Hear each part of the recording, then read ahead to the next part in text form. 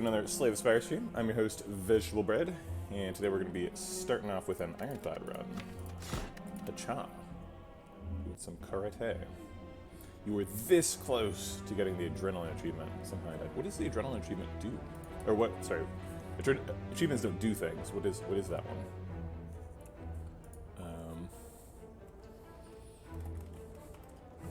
Oh, 9 energy during a single turn. That sounds fun. Yeah, that's, was it a defect run? Because defects do some silly energy stuff. Watcher also fairly liable to get 9 energy. Sorry, I didn't say it's stupid easy. Maybe I said that, but I would be misspeaking if I said that was stupid easy. Well, it's fun, I think is what I meant. I definitely don't think it's stupid easy. Maybe I said it was stupid easy on defect. It's like much easier than much easier on defect than the other ones. We could choose a colorless card, a random common relic, 7 max HP for a rare card, or a boss relic. Well, choosing a rare card is pretty insane, especially on Ironclad. It can give you a feed at the beginning of the run, it can give you a demon form, inferno, lots of good stuff for Ironclad. Even a corruption is okay. Probably not what you want from Meow, but you could build your deck around it.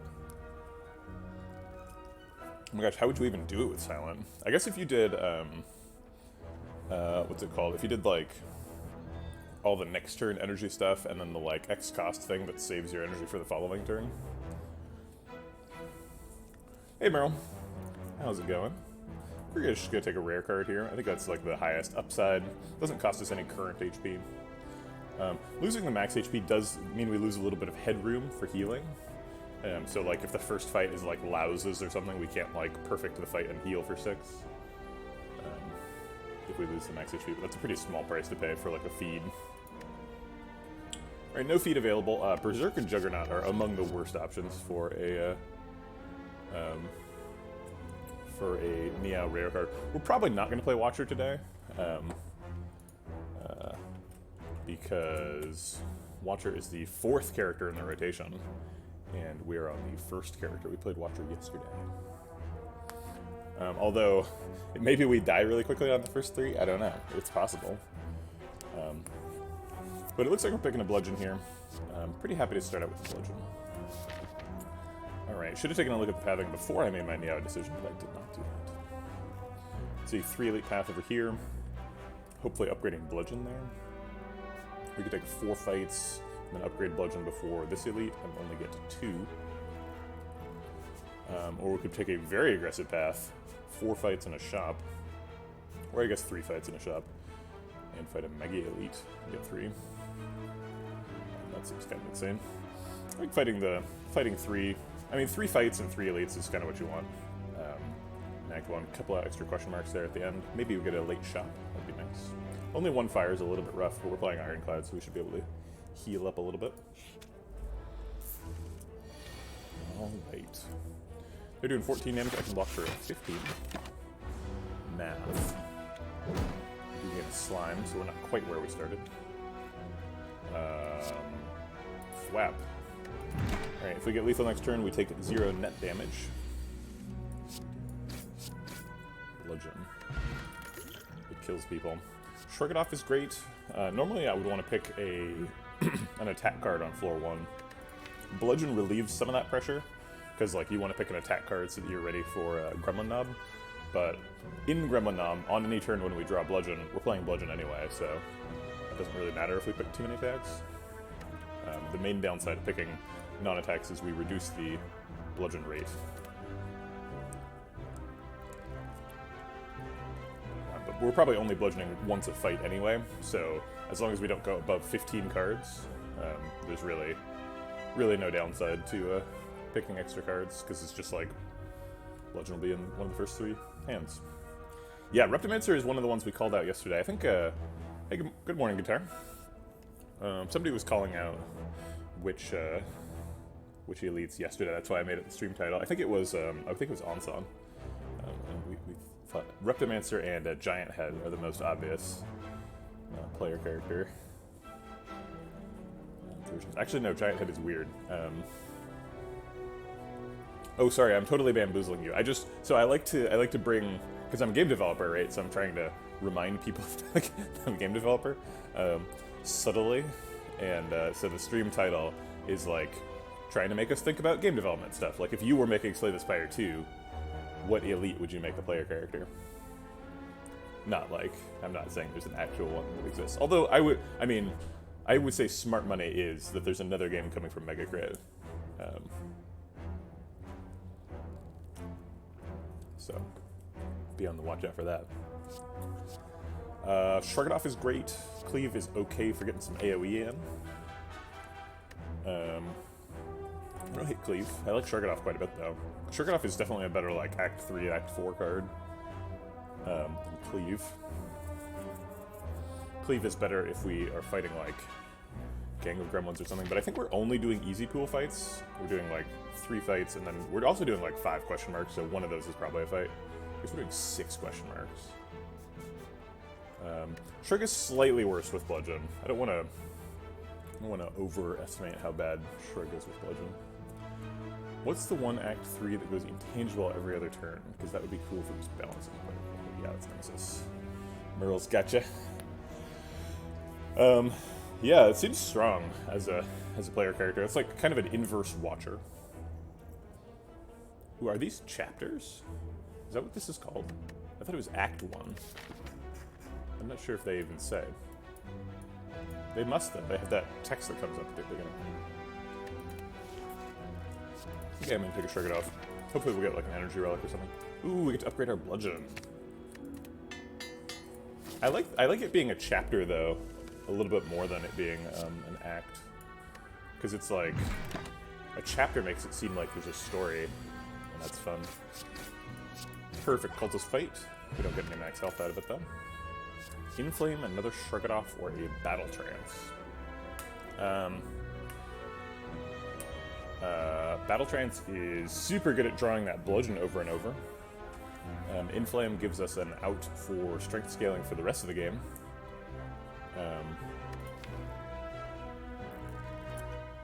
It's kind of unfortunate to have your first 2 card picks be Shrug It Off and Battle Trance, as good as Battle Trance is. You just don't really want to Battle Trance into a Shrug It Off. But it's super good. Yeah, I wouldn't say it has to be Battle Trance. Battle Trance is certainly very good. I almost could take a second Shrug It Off. It's like pretty greedy. We're like really relying on Bludgeon to like win all the fights. But I don't think, yeah, actually, you could probably pick any of these. Let's see. Yeah, I think it's gonna be Battle Trance though. Battle Trance is so good. Well, I mean, Nob says hello if you take Battle Trance too, right? Like, but we have Bludgeon, right? Like, Gremlin up is not a huge concern. Alright, he's attacking turn 1. That's rude. Doesn't he know? We're taking either 7 or 12. So if we take 7, we're defend double striking, that's 12 damage. So we're missing 30 damage to heal for 5. I think I would like to not miss 30 damage. Crunch. I like my Jawworm extra crispy. Here we go, got some attacks. Wild Strike, Pummel are the good ones, and Iron Wave is the bad one. Is it ever worth using the skill potion there? Maybe. Yeah, it could theoretically be a 12 health skill pot. Or 6 health, I guess, because we're healing for 6 at the end of the fight. 6 is a little bit low. I like Wild Strike quite a bit. Wild Strike makes a future, like, evolve and, like, second wind, feel no pain stuff better. Oops, sorry. There's pretty much a sound. Not sure if you can hear that. It also just, like, ties in with the, like, big thumpy attack archetype. So let's get it. Gives us something good to upgrade. Okay, this is a hard pool fight. We can start off with Bludgeoning Fungi Beast. Makes it pretty likely that we're going to take damage next turn. If he chooses to attack next turn, then he's going to hit us for 15 and we're going to be frail.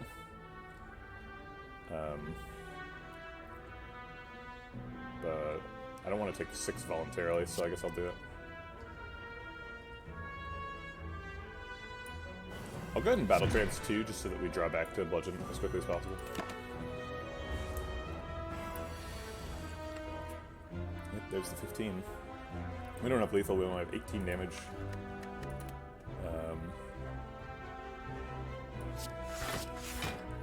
Vulnerable and frail on floor 5. That's pretty brutal. Wild Strike puts us further away from Bludgeon, so I think we just strike him. Take 9. Probably looking at net 3 on the fight. Yep, indeed.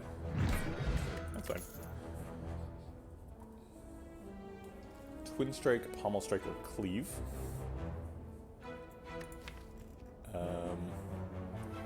Or Skip. Skip seems good. Are any of these adding a dimension to the deck that we really need? Cleave adds AoE, Twin Strike adds strength scaling, Pommel adds more draw. We do have quite a bit of draw already. We need draw though, because we need to draw 2 Bludgeon, and we draw past wounds. These both say Strike on them. Twin Strike is particularly good if you get Strike Dummy. But we don't have Strike Dummy, so we shouldn't pick that, I don't think. I think we're good for the next Elite fight. Maybe Cleave would be a good pick for Sentries. But honestly, Bludgeon is pretty good in Sentries. Just like, you're dead.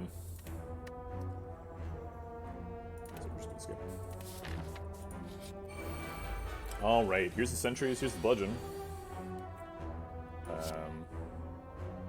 Okay. We can skill pot for 10 health here. 10 health is about as much as you can get out of the skill pot, so do it. Oh, we could have had a second Bludgeon. Walk for 8 though, that seems fine.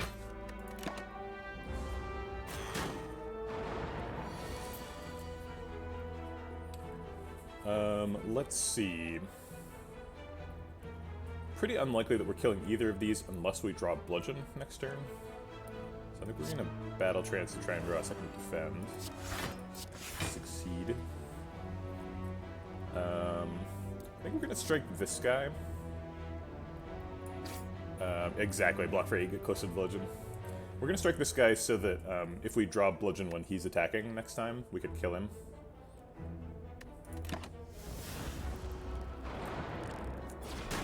Because it only does 42, not 45. Shrug to draw Bludgeon. Nope. I guess we'll keep attacking this guy because he's lower health now. Pretty unlikely we'll kill him next turn without Bludgeon. Hey, there's the Bludgeon. Bludgeon's more efficient on other Sentry. We actually have quite a bit of block here with 2 defends, a Shrug It Off, and a Battle Trance, so I think we don't really care that much about damage efficiency. We got an early shuffle, so we don't have much problem with phases. Okay. Wild Strike helps set us up for a non-bludgeon lethal. Strikes help us not get a wound. I think getting a non-bludgeon lethal is pretty likely for this Sentry.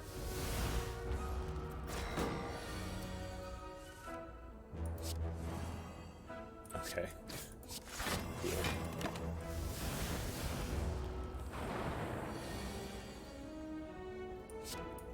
Alright, just need one more strike for that non-bludgeon lethal. We are taking 5 though. So we ended up taking like 7 in the fight. Not too bad. I guess that's a net 1. Wow, we could have 2 Juggernauts this run. Can you imagine this deck with 2 Juggernauts instead? It'd be so different. We'd have 2 Shrug It Offs, 2 Juggernauts, and like maybe an Iron Wave by now. It's a really silly deck for Act 1. Probably would have just died to Sentries. Hold on just a second, I'm gonna go to the bathroom.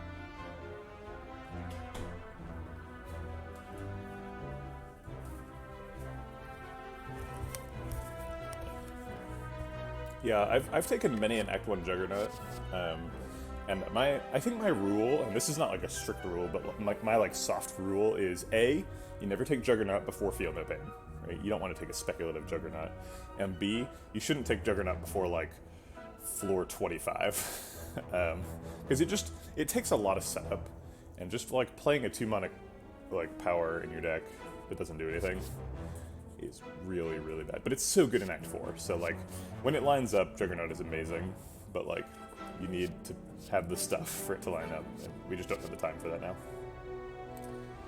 Ironwave and Twin Strike we passed previously and nothing has changed, so we're going to pass it again.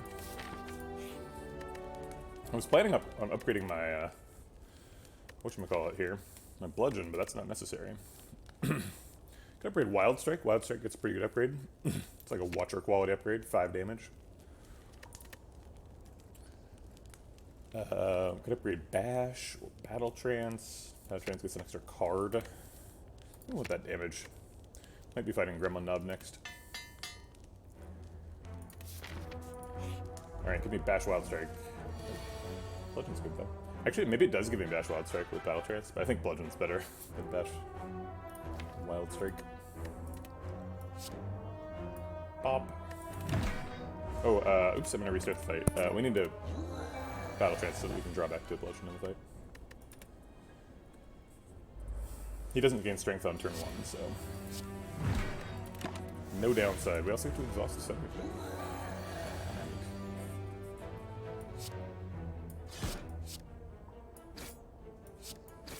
Looking for lethal next turn. Got it. Net 2 damage, Gremlin Knob. Easy. Headbutt lets us whatchamacallit, recur our Bludgeon, which seems good. Also lets us recur fancy stuff later, like Second Wind, or Limit Break. Yeah, that's right, we got his horn, and we beat him to death with it. And he gave us a pair. Would be our 3rd attack card, which is kind of the magic number. Sure. Singing Bowl. Okay. I'll take some max HP. And our final elite fight is going to be Lagavulin. Ooh, we get a setup with a Bash. Next turn could be Bludgeon. Yes, please. Chunk. Take half your health. Wake up. Oh, we get to headbutt it too. Gross. We have pretty much guaranteed lethal next turn, so we'll just try and not take too much damage right here. It is actually guaranteed, because it's just 40. Alright, good fight. Bye. Got a Kunai for our trouble. Okay. Kunai is something that I always mess up, right? I always like over-index into the Kunai and get really excited about it, and then like I die with 3 decks against the heart. So we're gonna like I don't know how to like fix this problem, because like even though I know I get too excited about Kunai, I'm like really excited about Kunai. So it's like, how do I stop myself from being overexcited about Kunai? I don't know. I don't think it's possible. I think just like Kunai just appeals to me as a person, and I can't. There's nothing I can do. Okay, so we're gonna lead into Kunai because we love Kunai. We've got a headbutt, so that's nice. Shrug it off is nice too. Bludgeon is terrible with Kunai, but that's okay. Maybe we get like Snecko Eye or something. Does Kunai make us pick Sword Boomerang? What about Spot Weakness? Spot Weakness is a really good card. Doesn't scale with Kunai at all. I mean, it kind of does, because if we get Strength, then we play lots of attacks per turn, and we're multiplying our Strength by a bunch, sort of implicitly.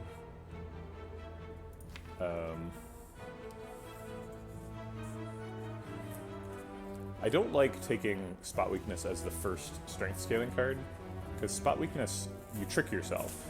With Spot Weakness, you're like, you feel like you scale really strongly in boss fights, and then you're like, yeah, if this scaling keeps up, then I'll be able to accomplish the heart fight. And then you go into the heart fight, and you'll draw Spot Weakness on turn 1, and you'll be like, oh yeah, right. Spot weakness is terrible against fire. I forgot. Most Ironclad decks end up strength scaling, so I don't want to like pretend that that's not true. But I don't like taking spot weakness first. I'd rather start with like a demon form, or even an inflame. We skipped an inflame earlier. I don't think we need the damage from Sword Boomerang, and we don't have any strength scaling, so I don't think we need that. If 4 energy, yeah, that's fair. Yeah. The spot weakness is a great card, so I'm not saying I don't like spot weakness. If you have more energy, spot weakness is good. If we actually had like a way to do a bunch of attacks per turn, I think spot weakness would be better. If we had like some way of paying off strength scaling, if we already had a Sword Boomerang in the deck, we would be taking spot weakness. But the fact is, we're doing damage with like Wild Strike and Bludgeon, and that sounds more to me like we're going to be like a Feel No Pain, Corruption, you know, Evolve, Dark Embrace deck in Act 4 than it does. We're going to be a, whatever, Demon Form Limit Break deck.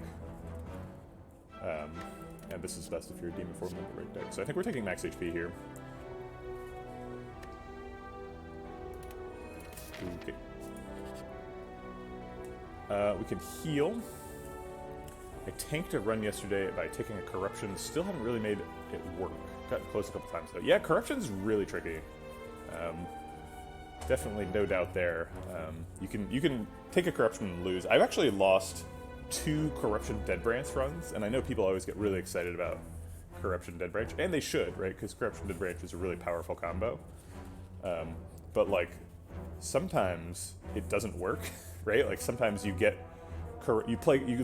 Corruption is on the bottom of your deck, or like you play Corruption but then you don't draw any skills, or like you play Corruption but like you draw skills and you play them and exhaust them and they don't block, right? And it's like there's lots of ways for it to fail. So it's like it's a nice value engine, but it doesn't actually always win you the game. Good morning, Gruben. You have a very similar name to my brother. I was told you to guess about what that is. It's a secret. Maybe you are my brother. I don't know. It's the internet. It's very anonymous. How could I tell? I kind of want to take the curse for a relic, partially because we're like way ahead. Thanks for the follow, Gruben. Appreciate it. Welcome. I kind of want to take the curse, partially because we're like way ahead, and partially because we're about to go to 3 question marks. And in the 3 question marks, we're decently likely to get a card remove. It's not guaranteed by any means. But like, if we run into a Cleric, that's a card remove. If we run into a shop, we can card remove. The max HP has pretty low marginal value, because that's basically just like 2 floors of Singing Bowl. We're already going to have a bunch of... yeah, exactly, we could get Spirit Poop. Although, like, you know... Bonfire Spirits is a rare event. You don't really expect to see that. But there are a lot of question marks that remove cards, and it is one of them. And if we can find a Shuriken, we're like super duper online. So like anything that gives us relics is like pretty good. We've already been to 2 question marks. This is our 3rd one. And so the chance of getting a shop is going up as we go to more and more question marks. I think I'm going to do it. This might be a big mistake. Tiny chest. Okay, well, I guess we're going to keep going to question marks. Bag of Prep. Seems really good. Helps us draw our turn 1 Bludgeon. It's quite bad with Regret. But eventually we're going to remove regret from the deck, right? Right?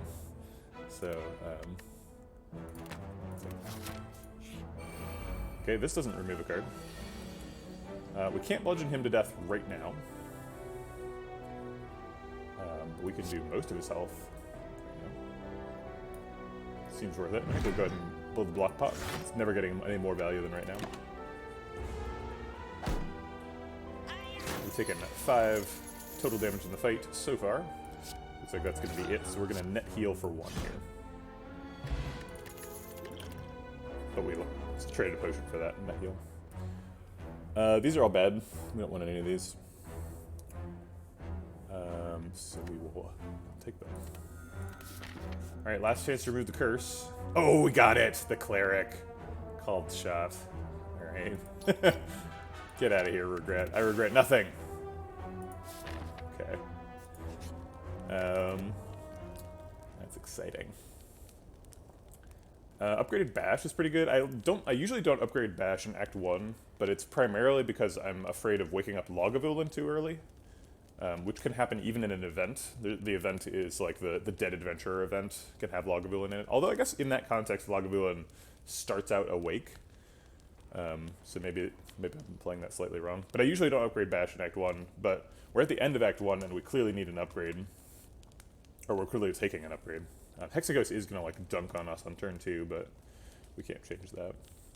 And Bash upgrade is quite nice. Getting 3 vulnerable for the rest of the game is pretty good. We're pretty likely to pick Snecko if we see it. And so Bash will have a higher drawn played rate than normal if we do that. Other things we could do, upgrade Battle Trance. That gives us more Kunai procs. Upgrade Shrug It Off, help block the turn 2 Hexaghost thing. Let's go ahead and upgrade Battle Trance. I think Battle Trance and Bash are the top 2 here. And then like Headbutt and Shrug It Off are okay, and then the basics. Extra vulnerable or extra card? Well, if we take an extra card, let's see.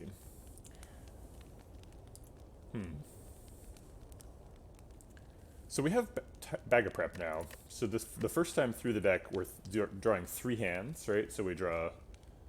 actually, no, we only draw 2 hands right now in the first shuffle, assuming we play Battle Trance through the first shuffle. Because we draw 7 cards on turn 1, and then with the Battle Trance, we draw 8 cards on the other turn. I guess that means we have to play at least 1 Shrug It Off. So if we upgrade Battle Trance, we sort of reduce the possibility of something bottom decking, which seems pretty good. Okay. And by something, I mean Bludgeon. The card we care about. Okay. Probably gonna skill bot on turn 2. So he's attacking for 36. What a jerk. We could Headbutt a Shrug It Off and then Battle Trance to go draw it. Let's see what's in here first. Disarm's good. Alright. Saves us 12 health.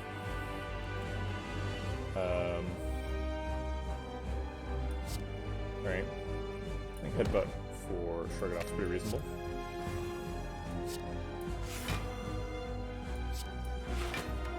And we're taking, what, 11? Fine. Alright, Bash sets up for a Bludgeon next turn. Pretty likely to get that. And there it is. 63 damage. We do take 8. Hey, Aziz Sadly Face. Is that like Aziz Ansari? That Aziz? I don't know. Maybe Aziz is a more common name than I would. Than I know.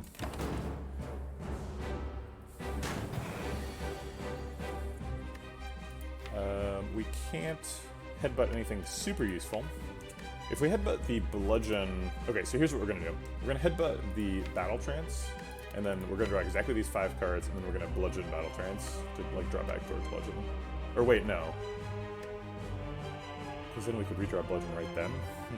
That seems undesirable. Well, what are we Headbutting then? I guess we'll Headbutt a Shrug It Off. Nope, we can't do that. Not without playing Shrug It Off first. Awkward.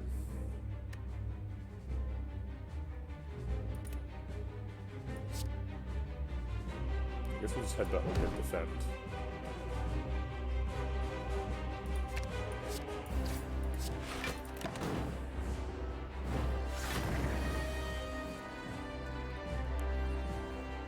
Alright, so we're taking 14 here to develop 30 damage.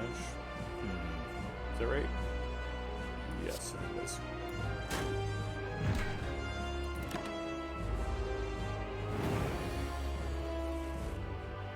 Alright, we got Bludgeon again, taking 7 to do 42 more damage. Seems right.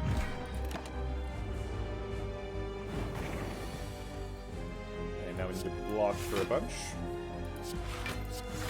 More than last time. Let's do 124.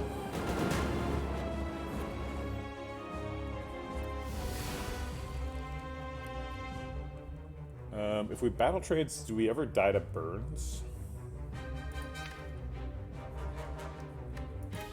Battle trades does exactly these 4 cards. So we draw 1 burn. We end up taking 12 damage to burns, 19 total.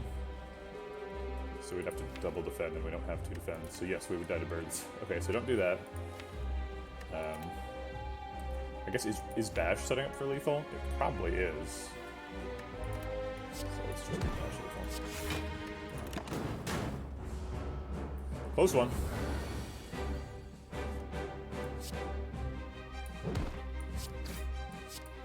Okay, we got there. That was our first Kunai proc, right on the last thing. A feed is available. Feed, Corruption, and Purpose. Probably just take max HP here. None of these cards are any good. Feed makes it a little bit harder to proc Kunai. Corruption makes it significantly easier to proc Kunai.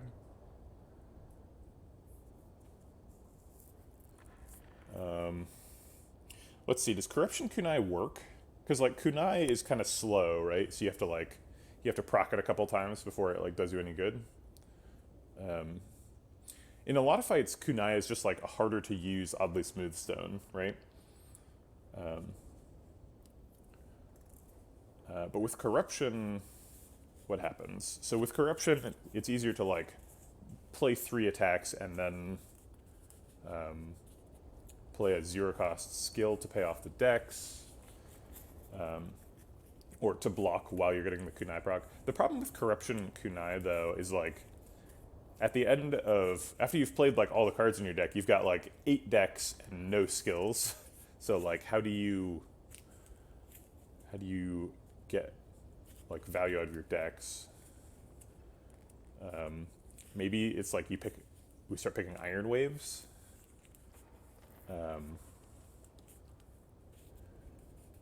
Seems like sort of a dubious decision. I think we just pick Feed. Feed is good. Well, we already have Singing Bowl, though. Like, how much max HP do we really need? Like, surely there's a reduced marginal value of max HP, right? Diminishing marginal value. Because, like, the difference between being at 100 and 130 health is, like, the only things that kill you are things that would have already killed you at 100 health, right? And a bunch of things that would kill you at 100 health are, like, the heart hitting you for 80, right? And, like, that'll kill you at 132.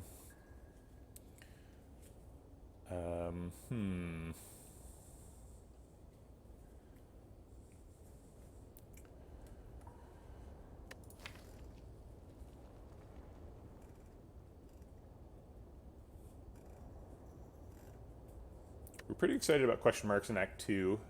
Apparitions is good because we'd be able to get max HP after it. Question marks are good because of Tiny Chest. Bites are better than strikes, so it's easier to proc Kunai. So I think pretty much every question mark, we're going to maximize for Act 2 question marks. I don't know if that impacts this decision at all, but... I want to pick the Corruption, but I'm having trouble justifying it. Maybe it's wrong. Maybe we just pick the Impervious. Impervious definitely works well with Kunai, because it's like, you use Impervious to block up front, and then you use smaller cards to block once you've got a bunch of decks. Impervious probably gains us more health over the course of the run than Feed. Because Feed, like, assuming Feed triggers, like, I don't know, 20 times, we get like 60 max HP. maybe that's a little bit too much. Maybe 15 times, so we get like 45 max HP. But impervious blocks for 30, right? So like that's only like impervious twice. Although you do get value out of like resting and end of act health with feed, but that's a little bit more complicated.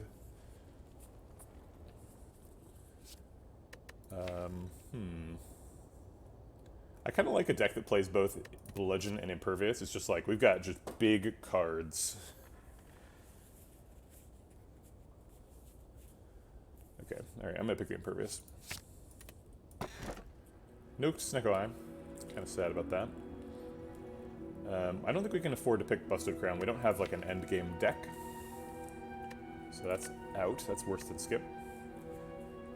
Fusion Hammer seems fine. There's nothing here that's begging for an upgrade. We really need the energy. Runic Cube, I don't think is any good. We don't have any self-damage stuff. Why is this even a boss relic? It's kind of cool, but Fusion Hammer says never see Apotheosis. I mean, Apotheosis is not that good. Apotheosis is fine. But Fusion Hammer is really good. Like, the only upgrades are, like, Bash, Impervious, Headbutt, and Basics, right? And, like, Shrug It Off, right? We don't need upgrades right now. The only risk with Fusion Hammer is it makes Apparitions worse, because we can't upgrade them. I think it's probably Fusion Hammer by a lot here. Alright. Hyper Beam guy. Early shop if we want it. We really want those question marks, though, like I was talking about. Seems like the max question mark path is this, this, this, this, and these. It gets 2 elites, I think. Maybe we want to look for a 3 elite path. There's a 5 elite path here. Bing, bang, boom, bop, boom. A lot of elites. One of them's a mega. Pretty scary. You can also start with this one. Also, if you want, you can dodge this one and get a fire, and then dodge this one and get a fire there. I mean, it seems like we should probably put ourselves in a position where we can take 5 elites if we're strong enough, right?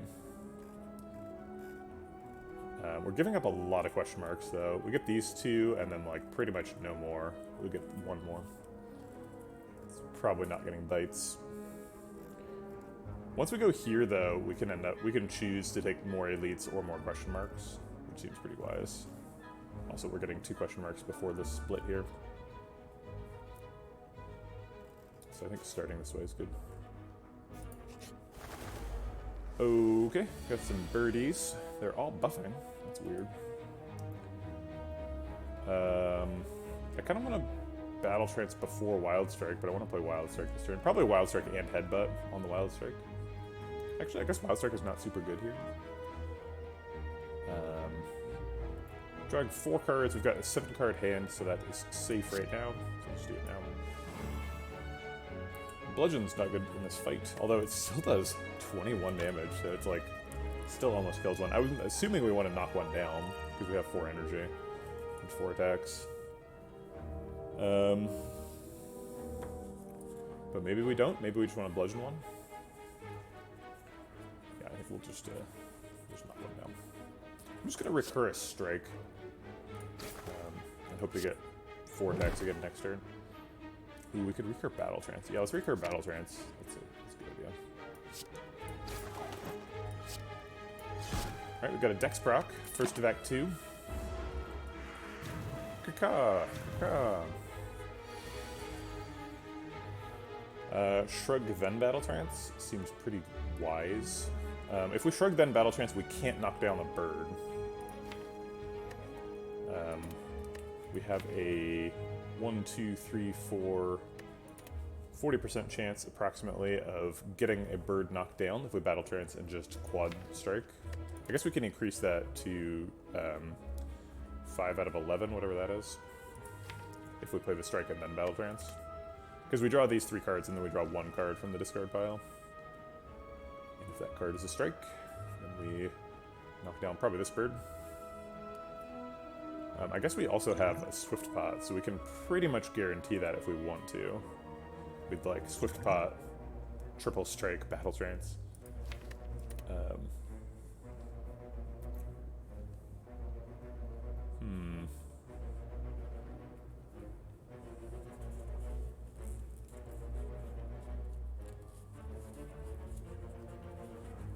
I mean, it blocks for 12. But we block for 13, or actually more, if we just shrug it off and defend. So let's just shrug it off and defend. Do we want strikes in the shuffle or not? I think we do. So since I'm not knocking one down, I'll just work on executing this one.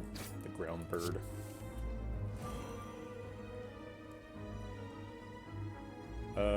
Six block or Dex proc? This deck needs an anger. I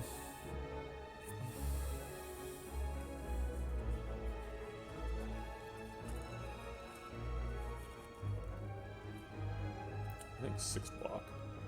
In order for the Dex proc to pay off, we'd have to block. We'd have to play defend effectively 6 times. Although I guess the Dex proc also gets 3 strength right now, or 3 health. So it's a net 3 health versus a Dex proc. Also, it removes the threat of this bird, which might be worth a health later. I guess I'll do it. Oh, right! Oh my god, Gremlin Horn. Nobody reminded me about Gremlin Horn.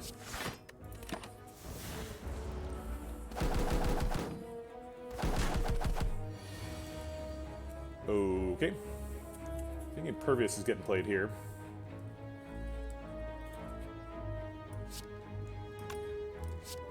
So let's do that. And let's pile on some damage on him. He's becoming a big threat by buffing himself.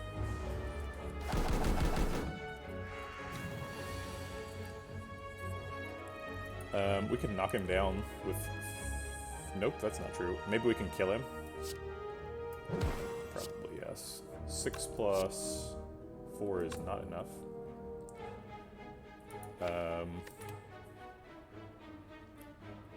Darn.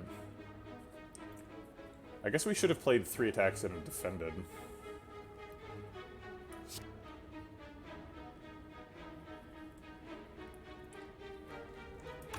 We're gonna kill him with Bludgeon next turn, I think. Bludgeon does 21. Or maybe I guess we can kill him with Bludgeon, so we can double strike him, and then he's at 21. They're equally threatening next turn. Taking 18.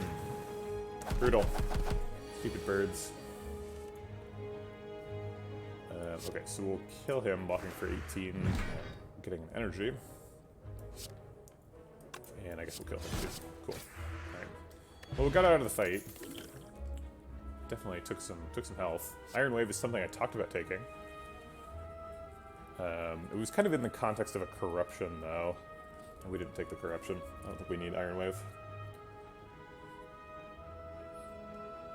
You think Nemesis? Yeah, that's pretty reasonable.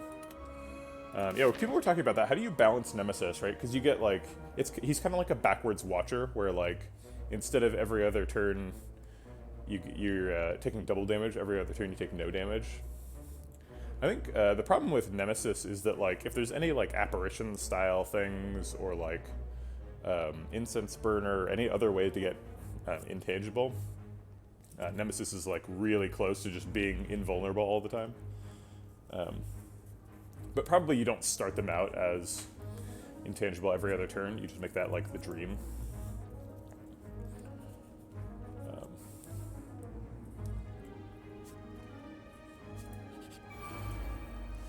Okay, this fight's quite a bit easier.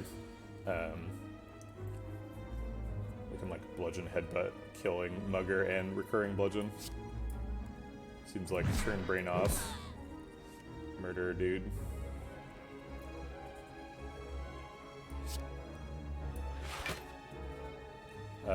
Battle trance to try and get back to bludgeon seems reasonable.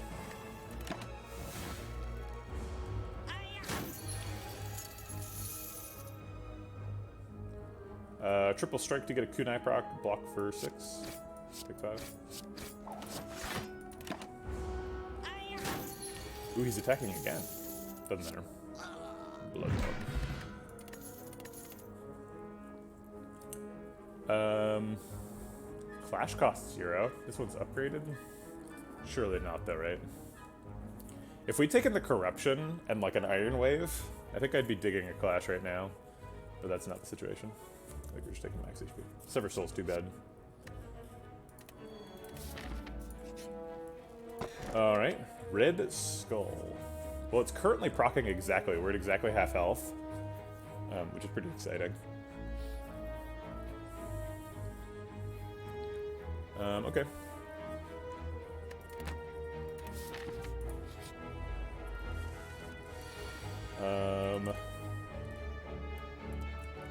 Let's start off with the battle trance.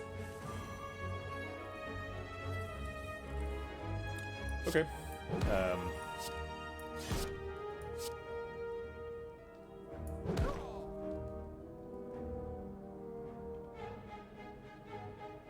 Whatever we put on top, we're just drawing immediately again anyway. Oh, we can't draw. Duh.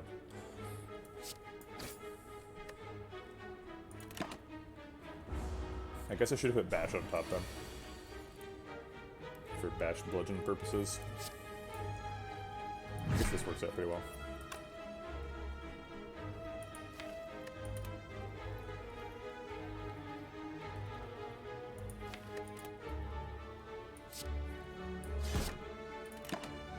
Probably using Swiftbot next turn if it's dangerous.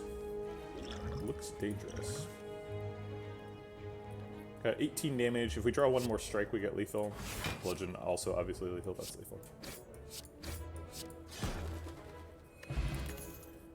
Okay, second battle trance seems like an option, particularly if we're gonna pick like an anger at some point, which it seems like something we probably want to do.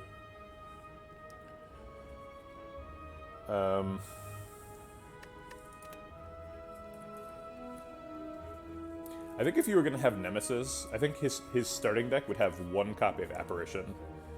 I think that's good enough for the intangible interaction.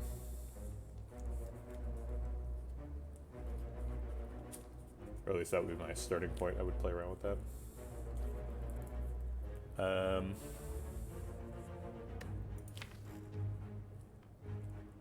Is 2 copies of Battle Trance insane? You hate drawing both of them at the same time, but you love to draw at least one. Yeah, okay. Cycle through really quickly, get kunai procs and stuff. Okay.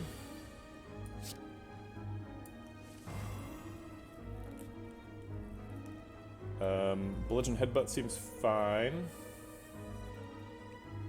We'll take 14. Maybe like Impervious Wild Strike Headbutt. Have we saved any cultists? How do you save them? What do you mean? I think we fought one.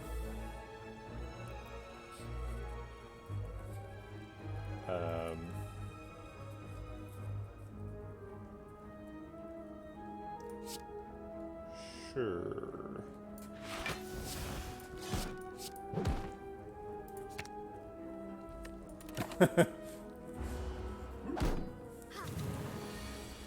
That's right, Wild Strike should, or sorry, Slay the Spire should have a mechanic like that,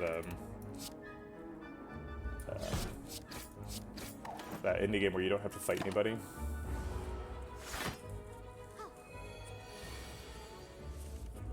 Bludgeon. No bludgeon. Okay, that's fine, we can block out. She's just healing again. He's still in bludgeon range. Can we draw bludgeon? Nope. Do we kill him anyway? Looks like we do.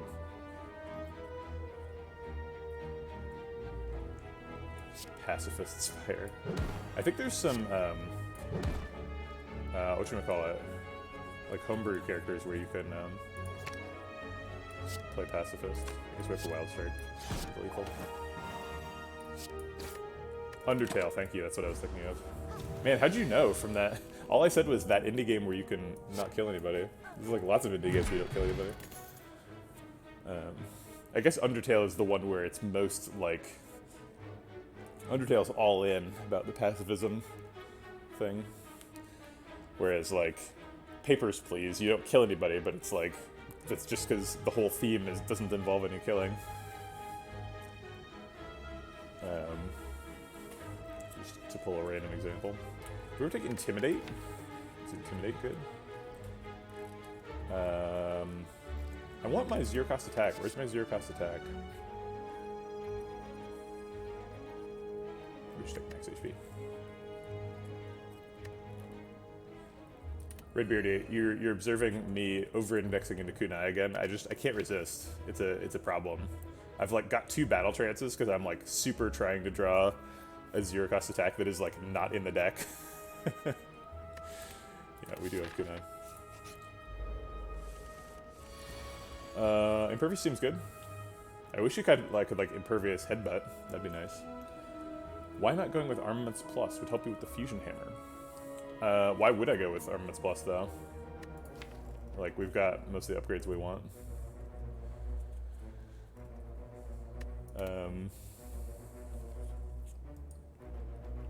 I would like to get a Kunai proc if we could. It seems like we can't get Kunai proc and play Impervious, so I guess we're not doing that.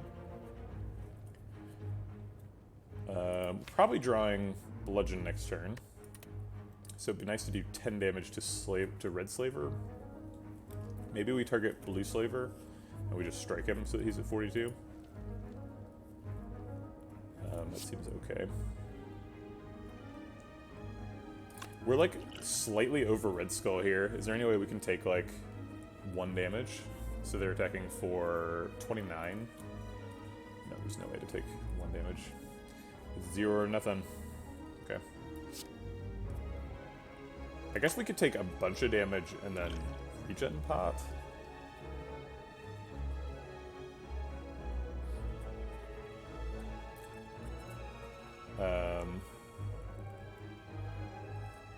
Yeah, I mean, Armaments is fine. I mean, Armaments also doesn't scale, though. It's not like you can upgrade them over and over. So, like, you could say we don't have scaling, and that's true, but we do have a Bludgeon Plus and a Wild Strike Plus, so it's like we don't have scaling, but we already have, like, a bunch of damage. So, I don't think getting a higher constant number is really super valuable. Alright, I don't think there's an alternative line here to this. I think this is pretty much objectively the best line. Maybe Regen Pot was supposed to be played that turn. Hard to say. Alright, no Wild Strike yet. Or no Bludgeon yet. There it is. Oh, it's only doing 31 because we're weak. So this says 12. 12 plus 31 is 43, so we're probably doing that. Avoiding getting vulnerable and taking 21 damage.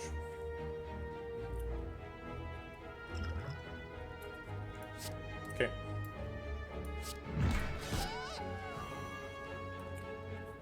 We can do a strike for a dex, or we can block for 5.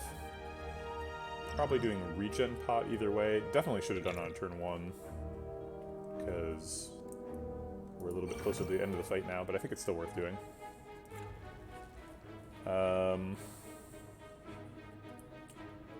Dex or block. We only do 4 damage if we attack. This doesn't do anything. Oh, this fight's great. I like this fight. This fight, like, you have to, Shut up, Red Beardy. That's right. Anger is scaling. We just need anger and a lot of card draw. That's how you scale, right? Eventually we'll go to Shuriken too, and a Ornamental Fan, and a Talk to the Hand. It's gonna be great.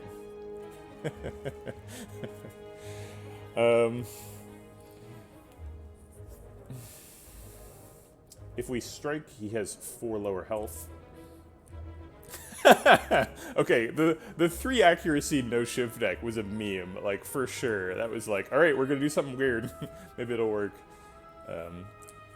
That was for pure entertainment value, but it was really funny.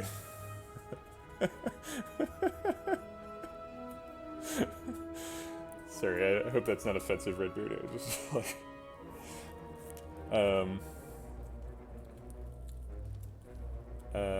I I think 5 health is the responsible adult choice here.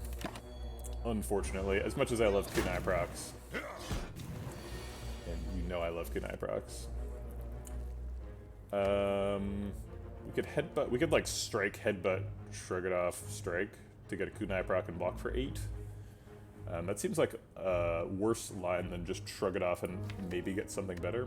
So I think I'll just shrug it off and maybe get something better. Looks better.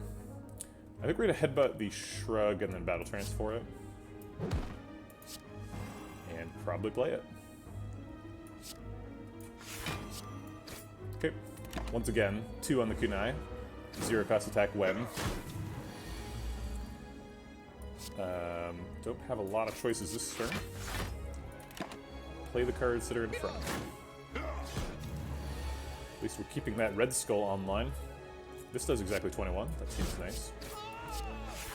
Oops, we missed 1 block there because we got a Kunai proc, because I forgot about Horn.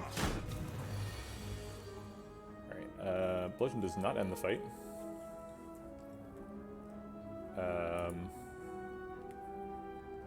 We could battle trance and find block. Seems like we should probably be bludgeoning. Seems like bludgeon defend is probably the right thing to do. Make sure the fight ends at some point. We take 6, but I'm not going to battle trance because I don't want to redraw the bludgeon. Actually, it's pretty low chance of redrawing the bludgeon. And if it happens, it's not a disaster. He's at 7. Okay, we just got rid of some wounds. That's great. It's good outcome. Fire breathing wouldn't be too bad. It's certainly good in this fight. Oh no, are you serious? Oh wait, it does 9 damage. Okay, alright. How did we... Where'd that strength come from? Nunchaku is good with anger. Wait, how did we get strength in this? Oh, because Red Skull, right, of course. Red Beardy Skull. True Grit seems okay, although we can't upgrade it, so we probably shouldn't pick an unupgraded version. Barricade seems terrible. Bloodletting seems actually kind of okay. Yeah, Fire Breathing is fun, for sure. We do have a Wild Strike, so Fire Breathing is theoretically in our, like, synergy realm. Battle trances. Ooh, yeah, Red Beardy, Red Skull. Seems like you're a good, good emote. Also, how did you turn around those emotes so fast? You went from, like, from request to result in, like, 1 day. It was confusing. I think I'm just taking the max HP. I don't think Bloodletting's convincing enough.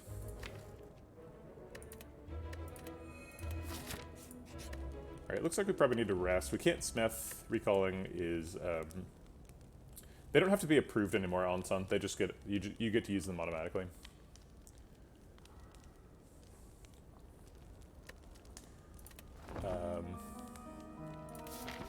Rest. Okay, so this is a major decision point. So when we picked this line, we were like, we're taking these 2 question marks, and then now we can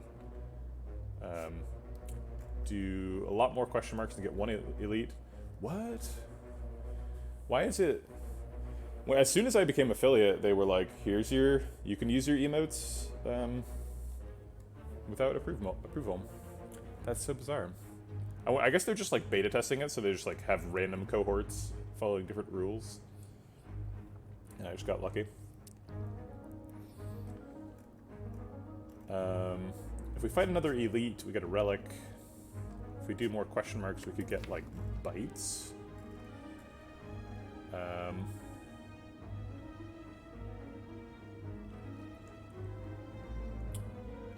Redbeard, you probably posted a link. You can put it in the Discord. Or maybe people are just posting asterisks to mess with me, I don't know. There's no way for me to tell the difference.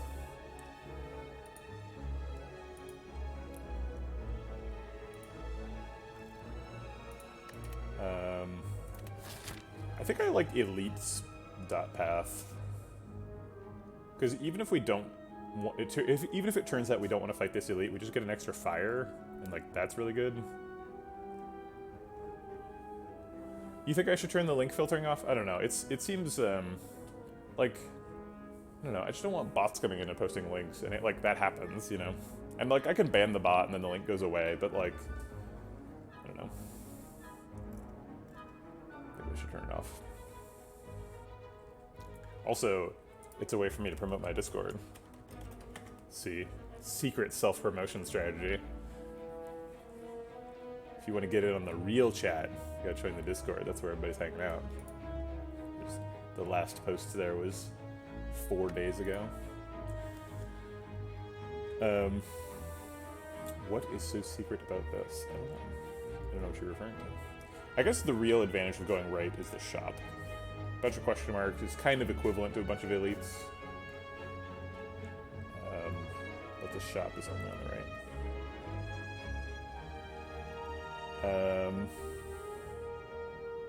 We have a bunch of money.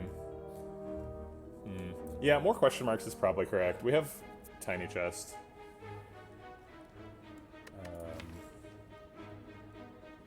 Alright, we're gonna do question marks path. It hurts me, because I feel like I could fight elites. But I guess we're still getting one elite. Oh. Well, that's nice. Haha. Take that, Armaments Plus. Where's your god now?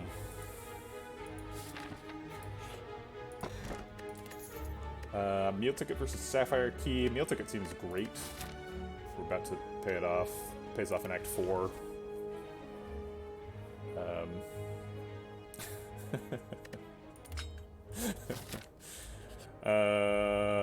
The nest. It's a nest thingamajig. Meal ticket is anti-Red Skull synergy. That's the Galaxy Brain play. Right there. That's how you know. It seems like we're pretty well positioned to take advantage of a Ritual Dagger.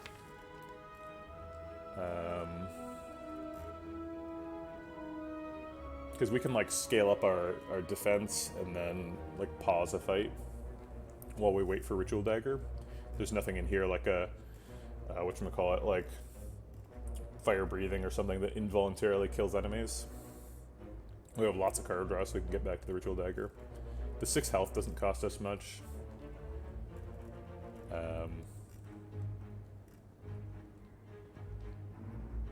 We can headbutt to put it back on top. Sure. 50 gold is nice too. Takes up to 400 gold for the shop.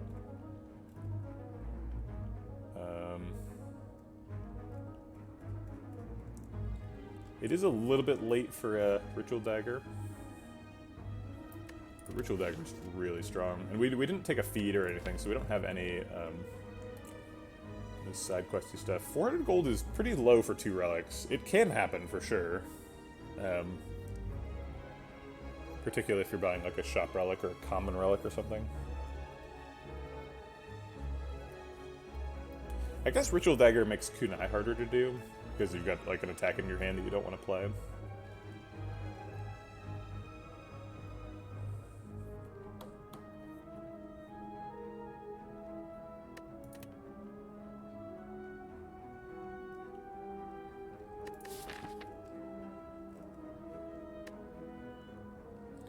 It looks like our only fight for the rest of the act is going to be an elite. So we would only be able to get 1 proc on it, and if this is like Book of Static or something, it's not like we're going to wait around in that fight for Ritual Dagger. So I think I'm going to take the gold. I wish I could take the dagger, but I just don't think it's worth it. I didn't even notice. That's a medical kit. We're playing Ironclad. We should probably take medical kit. Medical kit. We also have a Wild Strike in the deck, so we just need to pick up Feel No Pain. Reckless Charge is a 0-cost attack, which I've been looking for forever. So we could take like Medical Kit, Flash of Steel, Reckless Charge. Seems amazing.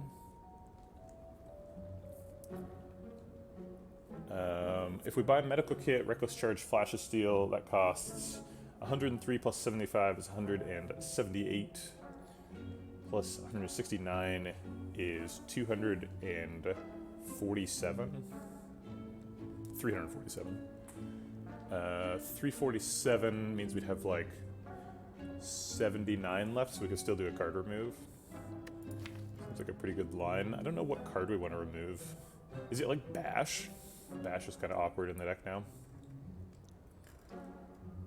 Especially since our strikes are so good. Other things we could do, there's Liquid Memories here. Secret Technique. I don't think we're ever skipping Medical Kit, so let's just pick that. And like there's 2 0-cost attacks here. Alright, I think we're just doing that one. It's exactly 75 apparently. I was off in my estimate, but not so much as to make it not work. And are we removing Bash? Seems like Bash is probably the worst card. Yeah. 19 card deck on floor 28 is pretty amazing.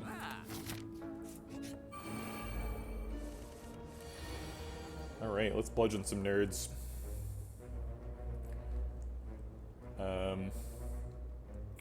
Reckless Charge Strike does 16, so we could like bludgeon the Mad Gremlin and then put those on the Gremlin Wizard, get a Kunai proc, and bludgeon the same turn. That's the dream right there, man. That's the dream. Okay.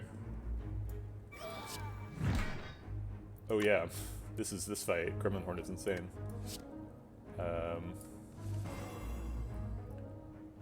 Okay. So we can kill him. 18 plus 7. 25. Okay. I mean, killing both turn 1 seems good. We even get a little bit of damage into the leader. We get 2 Kunai procs. This turn is insane.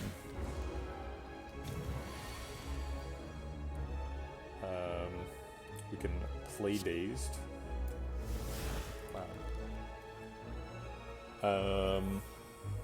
Battle Trance does not shuffle. This is the Battle Trance minus. We can Battle Trance and headbutt something. Defends are blocking for 10, so we can play 2 of those. Block for 20. Seems okay. He can't attack again next turn, so Bludgeon's pretty safe pick for next turn.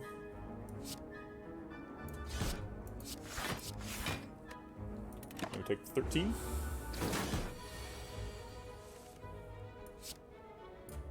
Play the Bludgeon, get rid of the wound. Play the Strike. And waste Nunchaku. Strike Reckless Charge is 16. It's good enough to kill Sneaky Gremlin. Let's Battle Trance before we Reckless Charge.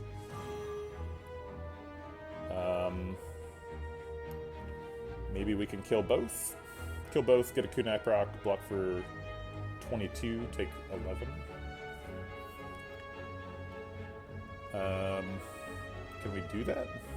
So we have, our max damage is 17 plus 9 is 26 plus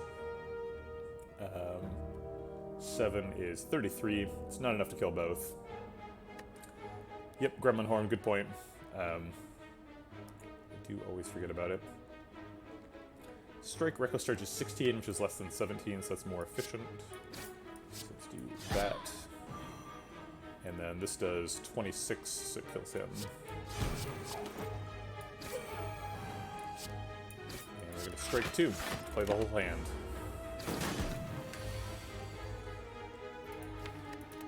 He's activated our trap card. We're exactly at half health. We can like headbutt, Battle Trance.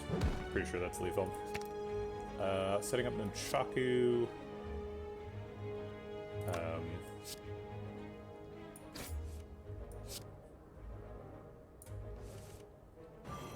Oh, we got an extra Reckless Charge. It's good for setting up Nunchaku. Put it on 9. Seems good. Got Sundial. That's interesting. Second Impervious seems great. Any reason not to pick that? Inflame and Iron Wave.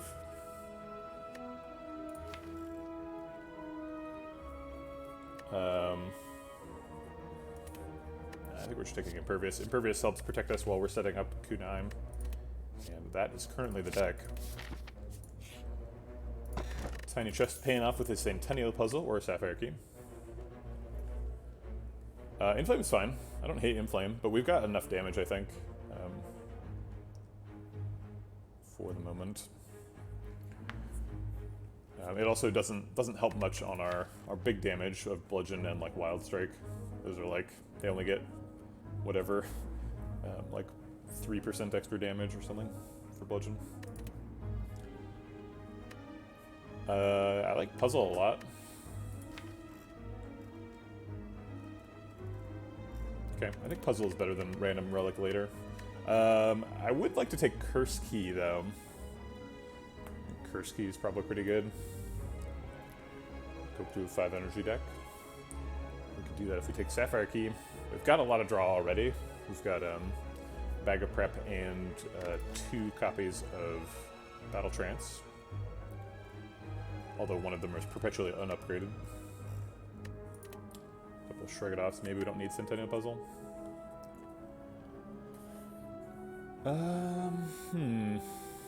Yeah, Flash of Steel, Gremlin Horn. There's a lot of card draw here. More card draw is better though, right? More card draw is like more Sundial procs and stuff. More Bludgeons, more zero cost attacks, more Kunai procs. Yeah, I think card draw is like about the best thing we can get, so I guess I'll take it. Surprise Shop deactivates Red Skull. Oh wait, no, I guess we were at 50. We can't buy anything other than Iron Wave and True Grit. So it's Iron Wave, True Grit, or nothing. I think nothing is probably the pick. I feel like you should get 2 health if you skip a shop with Singing Bowl. I guess we have to either rest or recall. Recall is not insane here. Frees up an Act 3 campsite. I think we're already winning this fight.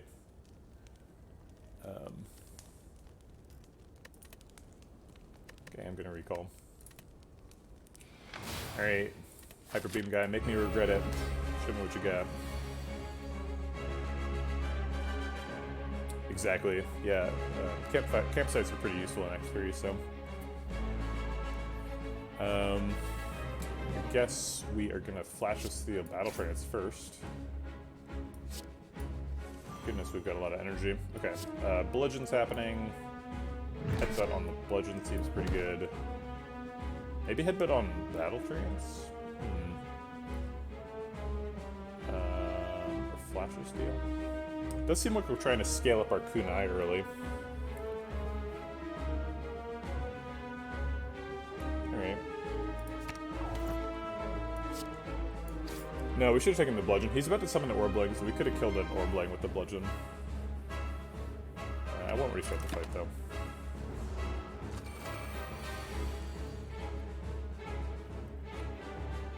Alright, what are these Orblings taking right now? Maybe we can make them take an Ascender's Bane. Currently they're taking the Reckless Charge and then one of the commons. I guess we can make them take nothing with Battle Trance. We can make them both whiff. Flash of Steel Battle Trance. Or we can make one of them take a Daze. Yeah, we can make one of them take a Daze and one take a Wound. I love it. I love doing this. This is the most fun. Alright, here's the deck, Orblegs. Have fun. We need block, so playing these 2.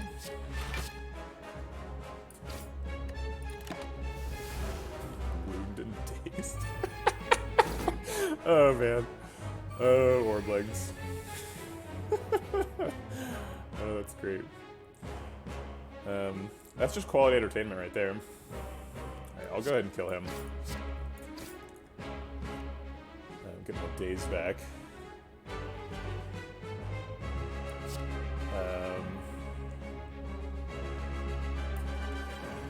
Okay. Uh-oh, 2 Impervious is not good. He's gonna be flailing next turn. I guess we've got another cycle before he Hyper Beams, but we do want to draw an Impervious on the Hyper Beam turn. If we can. I guess we're trying to take down the other Orbling, even though he's only got a wound.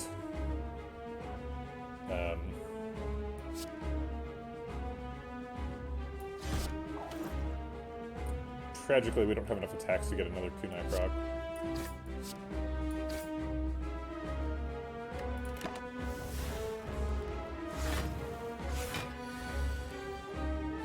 can headbutt a Impervious and then shrug it off to draw it. Do we even need that? We can block for 22 with nothing. We can headbutt an attack, Battle Trance to draw it, kill the Orbling to get 5 energy, and play 2 blocks and get a Kunai proc. Seems fine. 9, so we're doing 27 damage if it's just a strike. So I don't need anything fancy.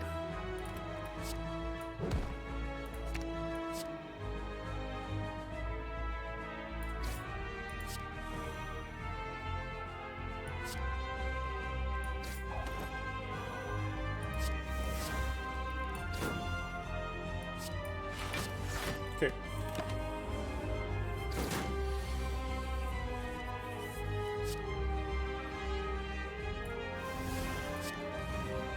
Uh-oh. We drew the Impervious first again. Well, this time it might actually be a problem.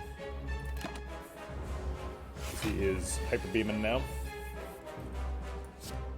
Let's see what Flash of Steel has in mind. We can headbutt back an Impervious. There we go.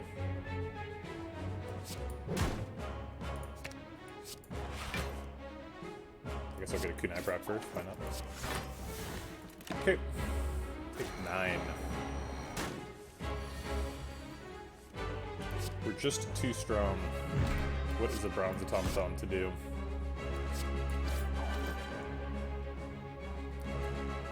Battle Trance to draw the wound, I think. Yeah. Almost got another Kunai proc. We'd gotten 1 strike.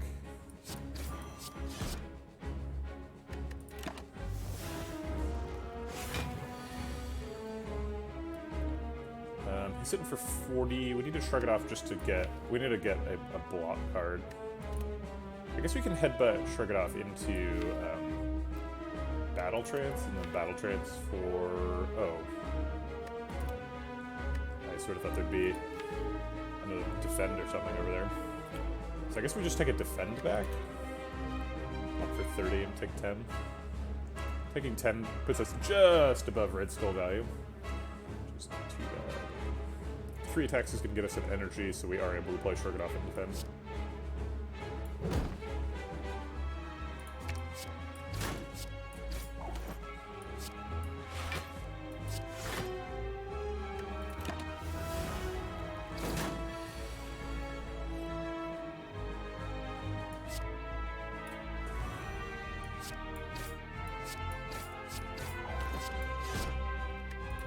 The deck is slow. I'll admit that.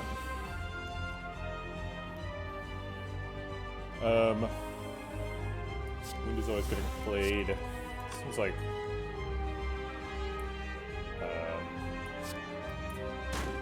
Legend Reckless Charge are always being played. This is not lethal, so we will block some damage and try and get lethal like next turn.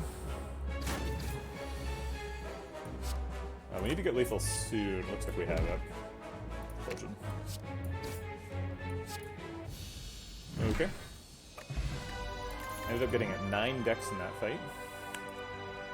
Reaper would be nice if we ever get strength scaling. Here's our 3rd shot up in the run of Juggernaut. Juggernaut's pretty significant now. I said I don't take Juggernaut before Feel No Pain, but we have Medical Kit, which is like a way more rare part of that cycle than Feel No Pain. Feel No Pain's only an uncommon. Medical Kit is a shop relic.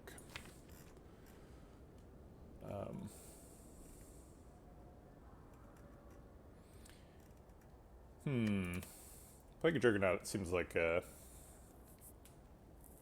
don't know. I wish it was a demon form here. I just want some sort of attack scaling.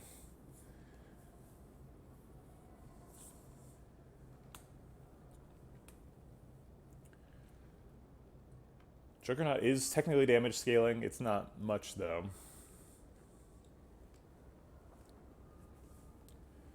Maybe we just take max HP here. Maybe we take Reaper. Reaper seems good. We don't have any strength scaling, though. Like, when do you ever take a Reaper with no strength scaling?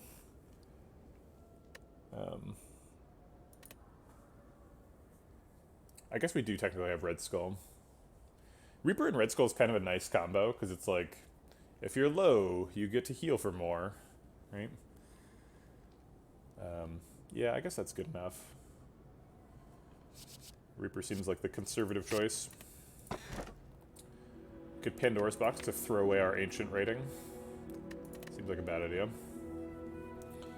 It doesn't seem like we're violating Velvet Choker's directive too often. We do have a Flash of Steel and a Reckless Charge and a medical kit, so we're a little bit in the danger zone here. 2 battle trances. Maybe that's too much.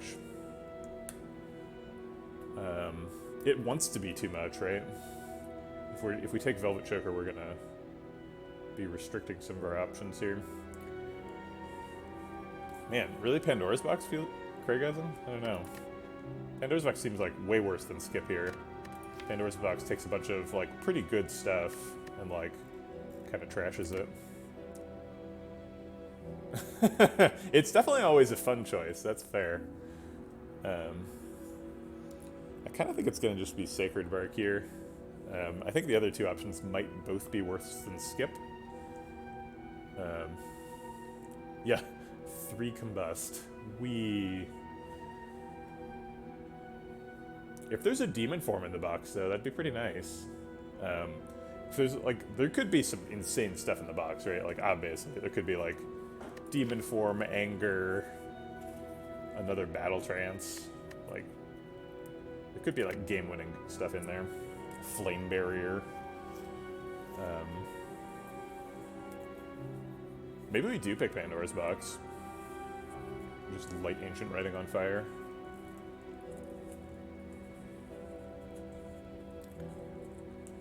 They do not. So rare card chances only go up when you pick a card. So Pandora's Box doesn't increment your chances. Also, Pandora's Box ignores rare card choices. It just chooses random cards. Yeah, you can just get all rare cards from Pandora's Box. Equal weighting.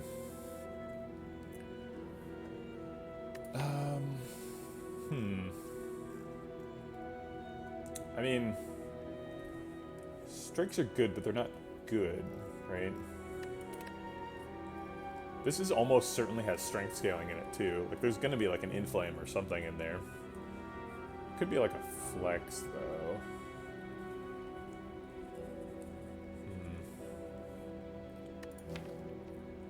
We currently have 5 attacks and 4 defends, which is just like, it's good with Kunai on both halves. It's hard to imagine the Pandora's Box giving us as much Kunai value, and we are getting pretty good Kunai value here.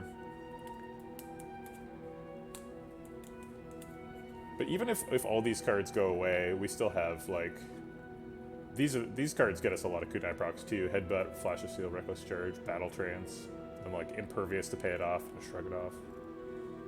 I guess we could get back no skills, or like no skills that that gain block, which would be kind of a disaster. We'd probably get like a True Grit. I guess the real problem with Pandora's Box is we have Fusion Hammer, so if we get something that really needs an upgrade, we won't be able to get it.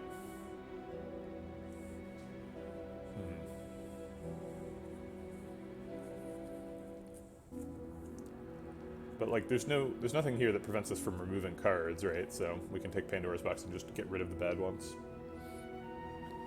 Ironclad doesn't have too many bad cards. It's like Bloodletting and like Rupture and stuff are the really bad ones. We get like a Corruption. Yeah, I think I'm just gonna go with Sacred Bark.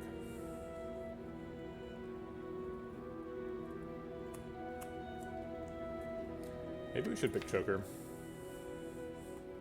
Playing 3 attacks and then playing 3 other cards seems like plenty of stuff to be doing in a turn.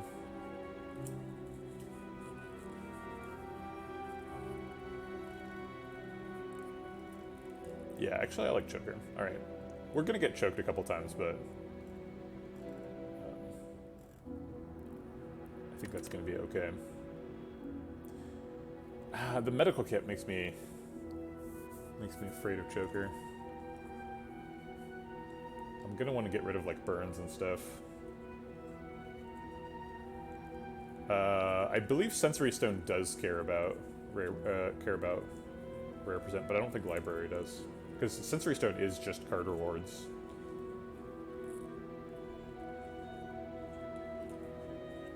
I don't think shops follow the rules. Shops just have a fixed layout of like, there's a power on the right and like a 2 colorless cards and stuff.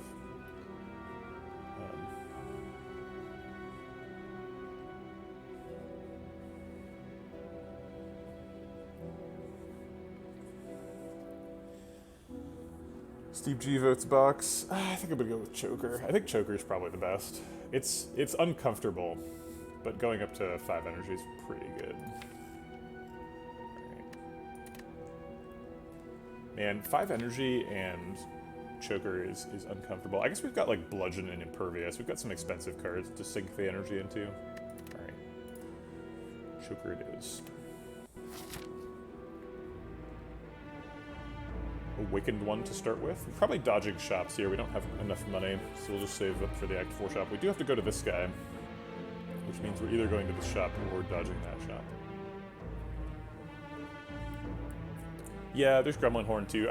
I mean, Gremlin Horn is so situational though. Like, Gremlin Horn, there's a lot of fights where Gremlin Horn just doesn't matter at all.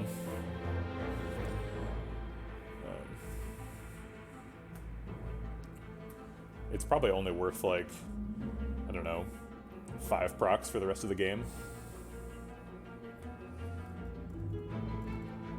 I guess in like shapes, it's probably worth like 3 procs. So maybe let's do that. Maybe that's not enough. But like shapes is not a huge challenge.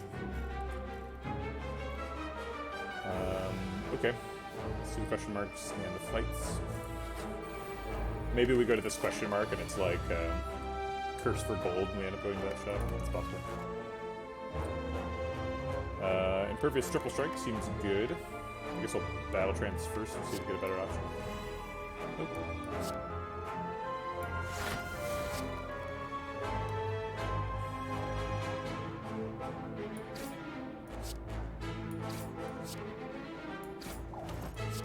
I guess we'll kill one if we can. Yeah, shops are pretty confusing. Bludgeon seems good. Wow, we can Reaper Bludgeon. Holy crap. This deck has a lot of energy. That's some gas right there. Yeah, I'll just casually take the Bludgeon back. No big deal.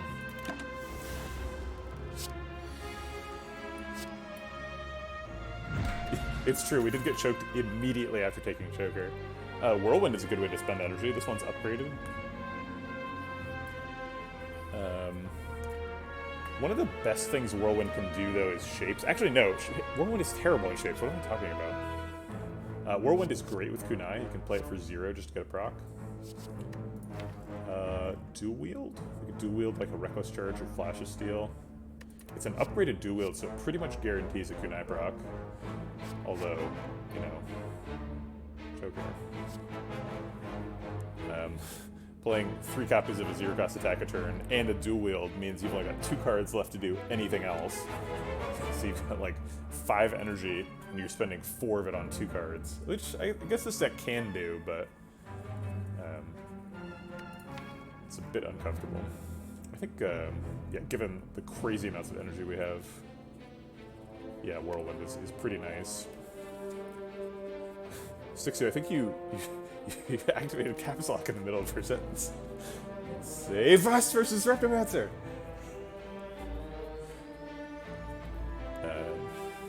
If it were all caps, I would be irritated, but half caps is just funny.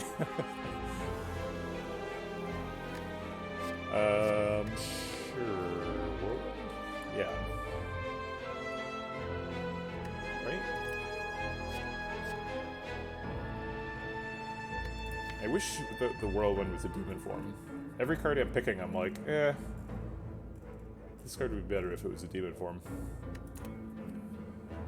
Alright, well, you don't get offered demon form every floor, so whatever. We can duplicate a card. That's a dangerous amount of power. I don't know if I can make a responsible decision with a Kunai in my relic bar.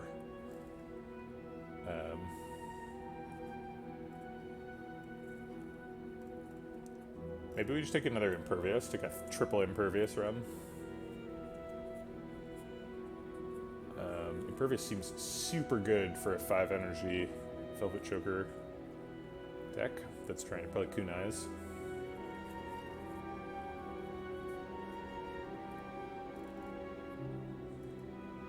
Take a Bludgeon Plus. I think Bludgeon Plus is probably not correct.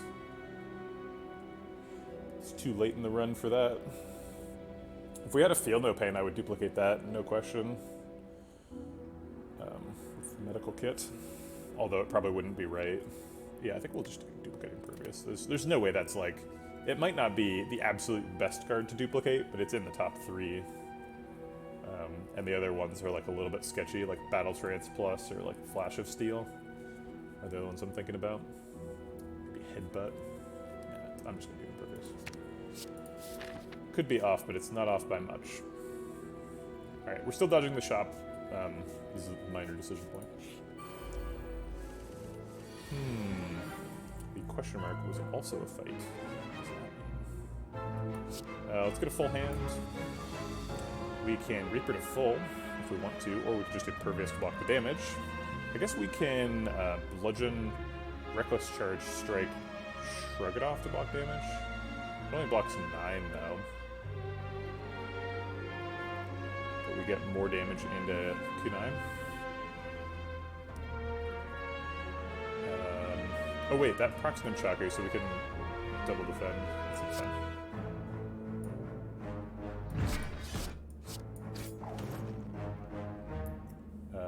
Right? Yeah, 2 cards.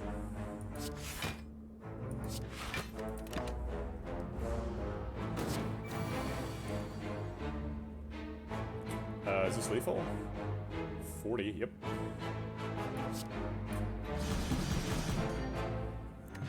Energy Ironclad. Take a second copy of that. It's a good card. I don't know if I want 2 of them. It's only a 23 card deck, so 2 of them would be they'd have a high coincidence rate, let's say it that way. And they are bad together. I'll just take max HP.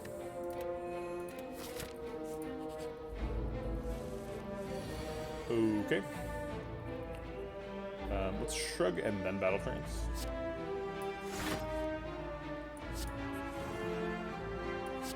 And then just play with attacks, I guess. We play Reckless Charge.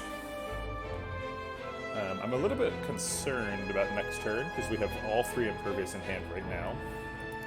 So if we don't get, like, Battle Trance, we could just end up with, like, unable to block next turn. We have a Skill Pot. But adding a Daze to the draw means there's an extra miss.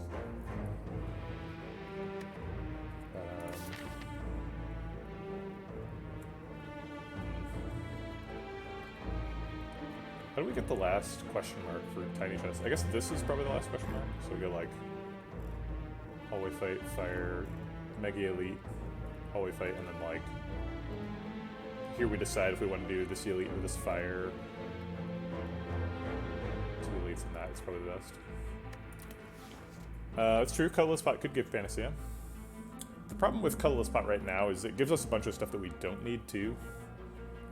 Like it gives us card draw, which we can't use, or like Sadistic Nature or something. I think I'll just skip this. It's only 7 damage.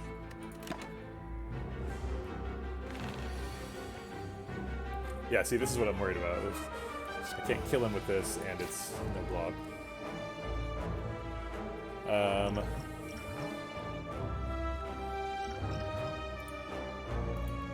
Skill Pot would have to give us, like, specifically Impervious to block out here. Or card draw, I guess. Yeah, if Skill Pot gives us card draw, then we can Headbutt Impervious and we'll play it. Okay. Let's card draw. Okay.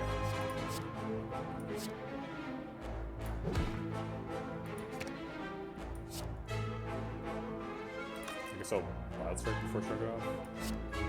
Oh wait, no, we have to Shrug it off first, because otherwise the wound could be on top.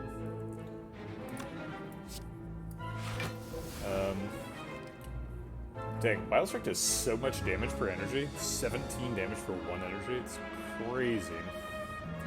Whirlwind is actually worse than Strikes here, so we should just spend our energy on Strikes. That's true. More Bloodletting was card draw. I missed that. I'll just do damage.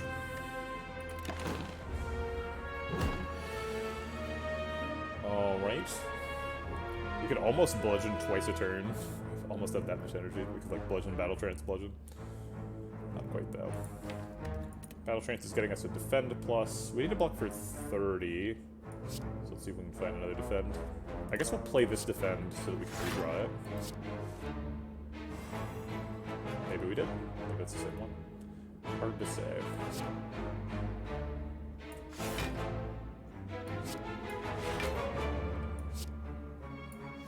Play Reaper for just 4 damage seems like a bad idea. Although Reaper is so bad in this deck. Like when we're not having Red Skull proc, Reaper is just 4 damage and that's it. So I guess I'll play Reaper for an Nunchaku setup. Get it out of the deck. All right. We need to block for 37 this turn. We can block for 30 in hand. Why did I pick up Reaper anyway? I have PTSD from skipping Reaper a couple of Ironclad runs ago, and then being like, why did I do that after I died?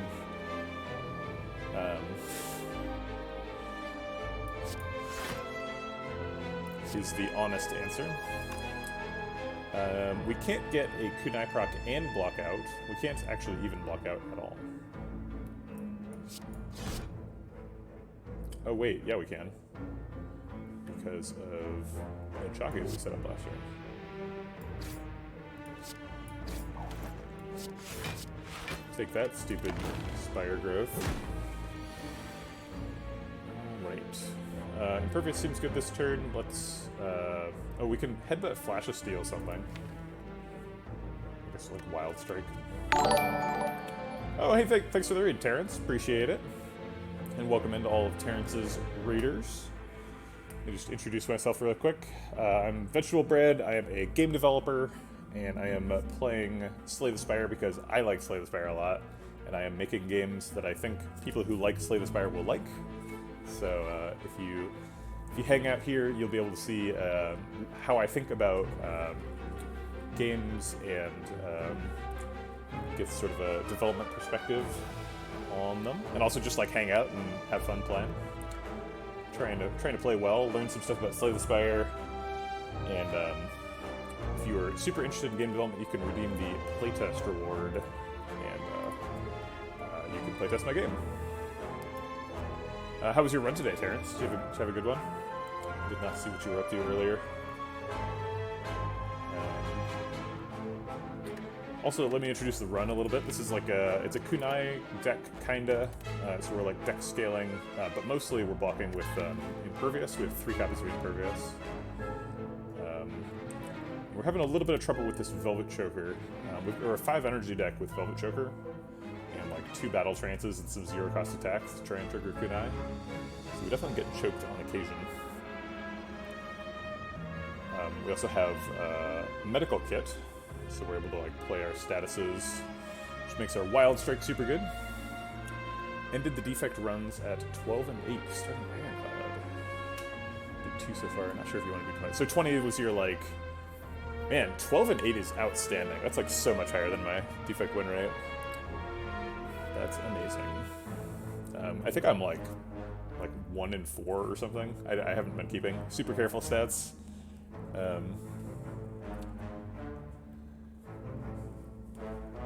But congratulations, that's really good. I'm sure you think you could do better now that you've spent some time thinking about it, but you've climbed pretty high on that mountain.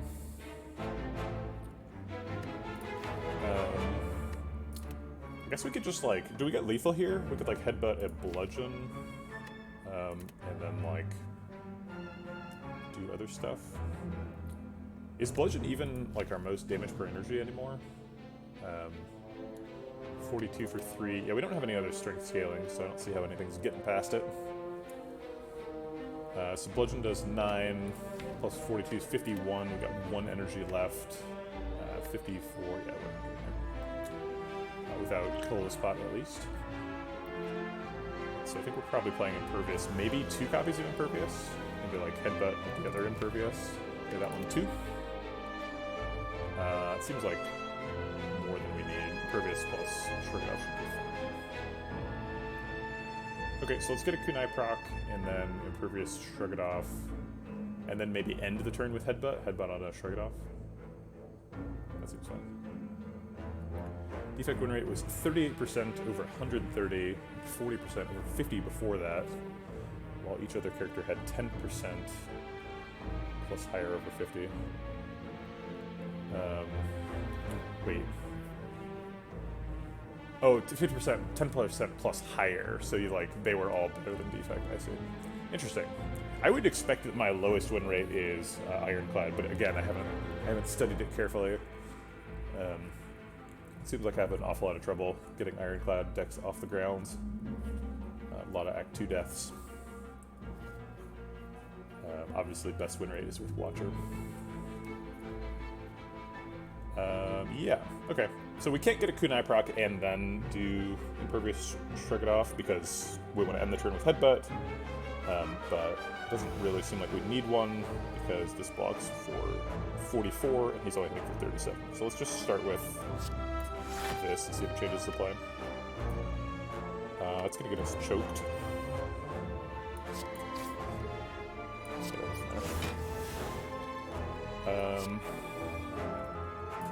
Let's pick the Headbutt card. I think Bludgeon's going for lethal next turn. And strike Reckless Charge. Okay.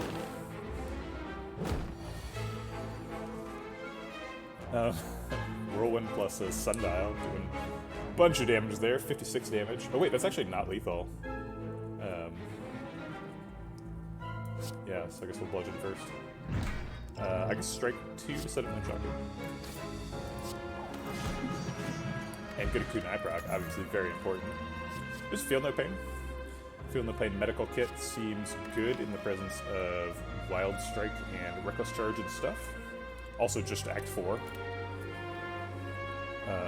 But it is a little bit concerning with the Choker. We also have a Fusion Hammer, so we can't upgrade it. But I think it's probably still better than Skip.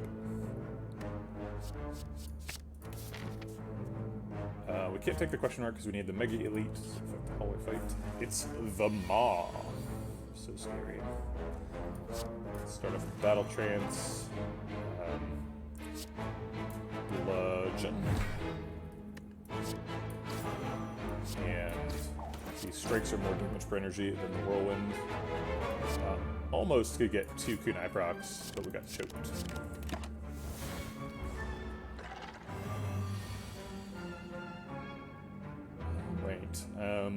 Start off with Battle Trance.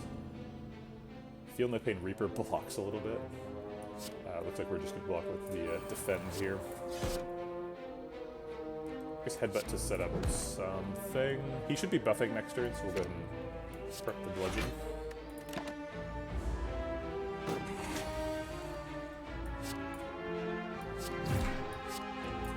Get rid of a wound.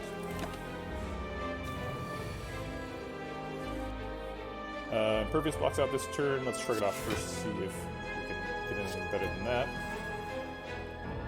We still have time for a Dex proc and an Impervious. So let's do that.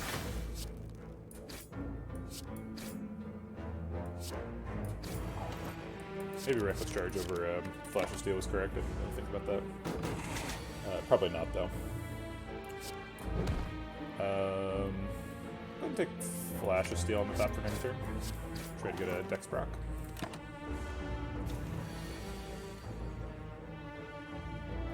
Doesn't look like lethal because we're weak and because we don't have enough damage. These are only blocking for 8 because we're frail.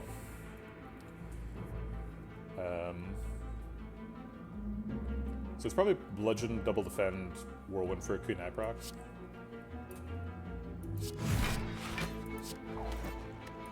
Take 29.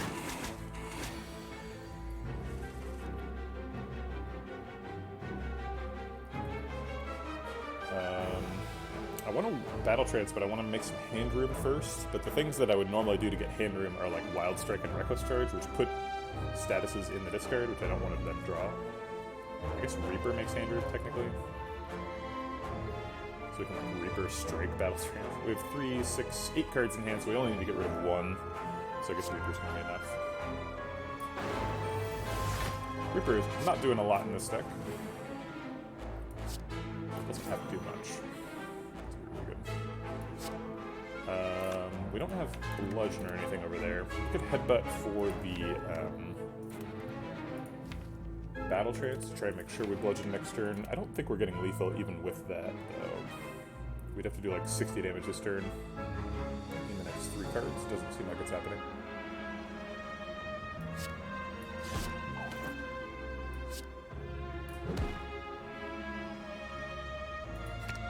One card left, so we'll do the Whirlwind because it does 16 damage. The other ones all do less. Maybe we are getting lethal. I believe. Bludgeon plus 17. Yeah, okay.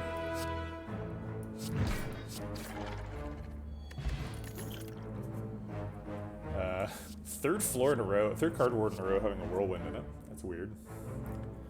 Pretty late for a Searing Blow. I think Uppercut is probably not necessary, although it is nice to spend 2 energy in 1 card. Uppercut does so fairly efficiently.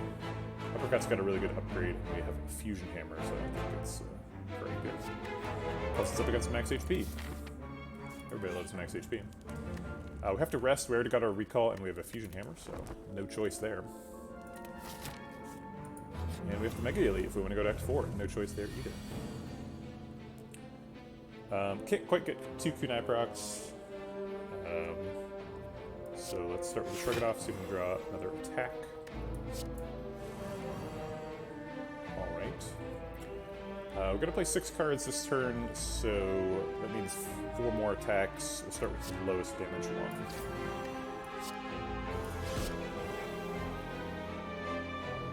And then it's just going to be Whirlwind, Wild Strike Whirlwind.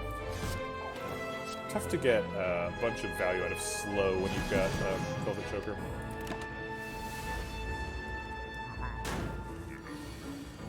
This is a fight for which Demon Form will be really useful. It's something we've been looking for a long time, but we haven't found it yet. Feeling the Pain Wound blocks a little bit, gets a couple of slow procs. Probably going to end up blocking with Impervious, even though this isn't a big attack. So then it'd be like Feel No Pain, Wound, Impervious, and 3 attacks for damage. Actually, Feel No Pain, Wound, and then Daze Exhaust at the end of the turn is 6 block plus 9, so we can probably block this out with a Dex proc. So Feel No Pain, Wound, 3 attacks, and Defend blocks for 16, so we take 1. It's fine. Oh wait. Yeah, it'll be 16. Okay. What are we headbutting? Battle Trance? Seems unnecessary. Flash of Steel, maybe?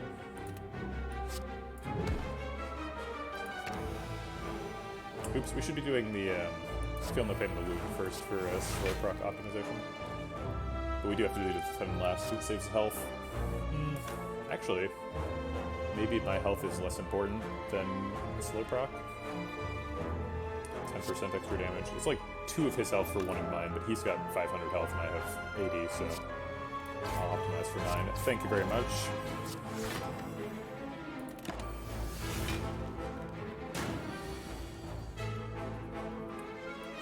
Flash Steel saved me. Guess Strike Reaper gets a proc. Doesn't do much else though. Kunai proc, that is. I guess it also gets a Feel No Pain proc, but a Feel No Pain proc that does nothing. Battle Trance first, find out what the options are. Probably getting a Kunai proc and then playing 2 defends, says Velvet Choker. That would block for 24, so we take 20. Gross. Strike, Bludgeon takes 5 energy, so we'd have 2 left for Shrug, Defend, or Double Defend does the same thing.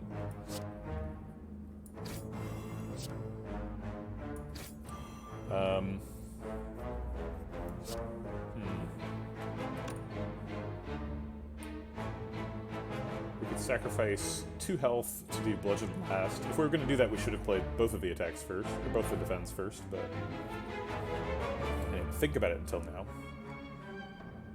Seems like slow proc optimization is probably worth it if we're doing like 4 extra damage per proc. Although, I guess it's only 3 extra damage per proc. So it's 6 of his health for 2 of mine. No, maybe it's not worth it. 2 of my health is pretty important. Okay.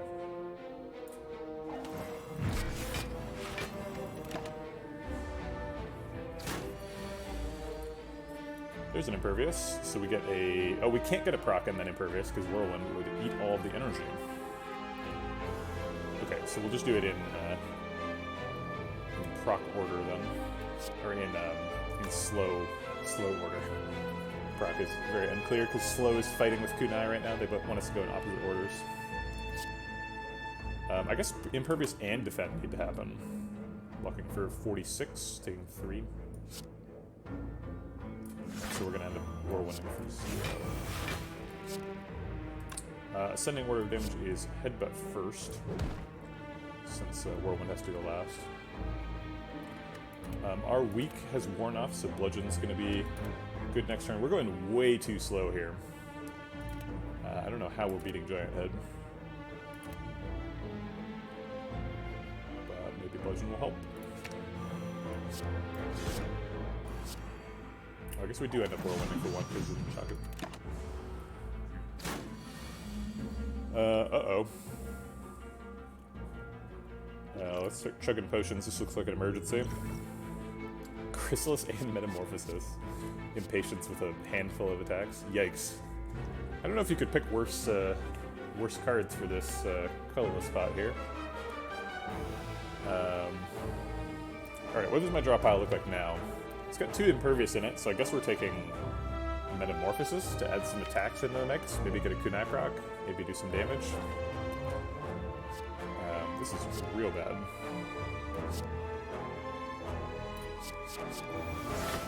An Immolate, Heavy Blade, and a Bodyslam.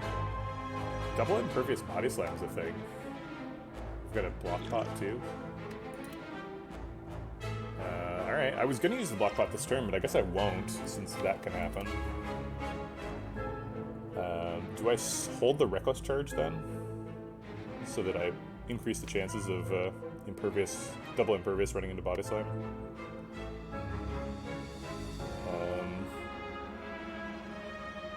It's not super likely. We would need the last 2 cards to be 2 of Wound, Defend, Heavy Blade, Immolate. Getting 4 out of 2 is pretty unlikely. Under 7 cards. But I guess there's not really any advantage to playing Reckless Charge since it's less damage per card anyway. Well, per card is not correct because I'm running out of energy, but...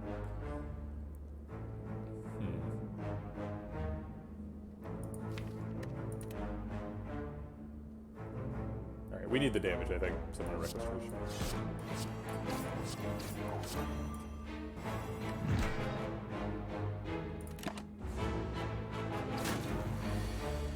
Oh my god.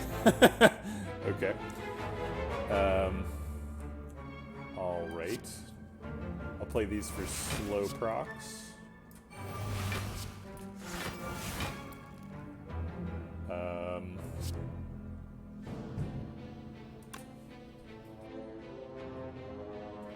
If we hold an Impervious, we might survive for another turn. Because we're blocking for 57 already.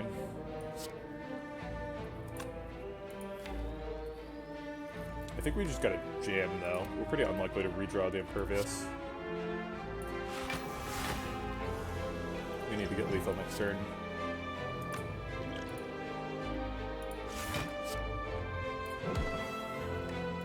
Okay.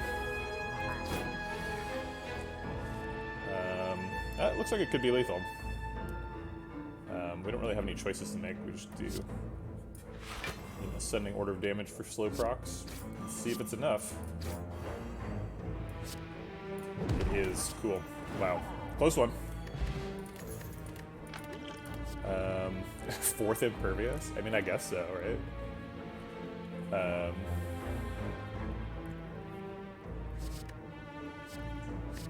And then we can Warpaint to maybe upgrade it. Okay. Alright, 2 Imperviouses got upgraded. That's a surprising outcome, I guess. No choices here, just go to the hallway fight. We get to reclaim some health here with the Reaper.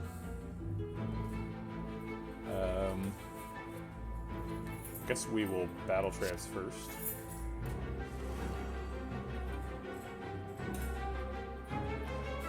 Yeah, Lucker is definitely appropriate there. That was a real nail biter.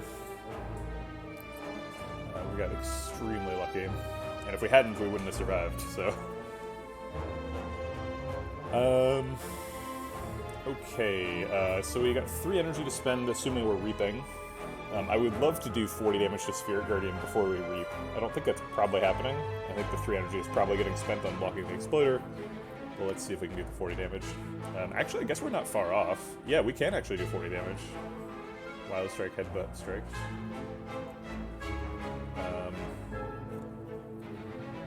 It's not the health optimizing move, though, because doing 7 damage to Spirit Guardian is less valuable than blocking 11 of Exploder's damage.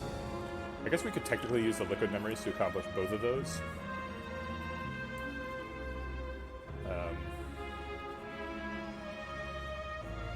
But I think we're just going to blow in Impervious on blocking the damage. Or I guess, yeah, we could use two defense, but that's... well, I guess they cost the same amount of energy, it's just a card difference.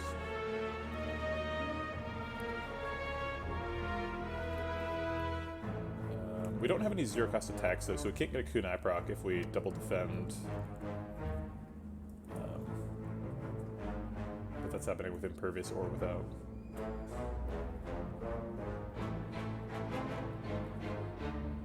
I think it's just, like, Impervious Reaper headbutt the battle trance. Okay.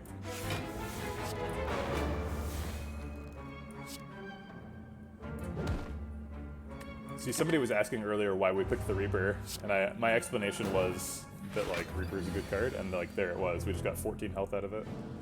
That's crazy. Let's flash a Steel Battle Trance, see if we can draw lethal on the Exploder. We can. We can't draw a card, but we can save the Impervious to double defend it instead. And start working down the Repulsor. Get a Kunai proc.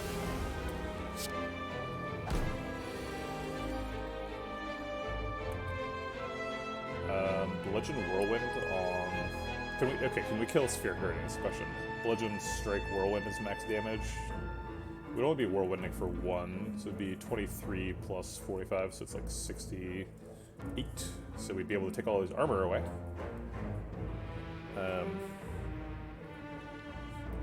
Impervious for Panic Button. Oh yeah, no, they're very different cards. You Feel No Pain blocks for 3.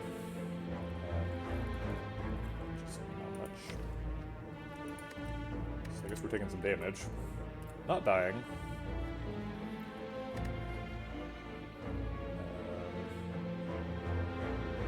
There's no way to draw.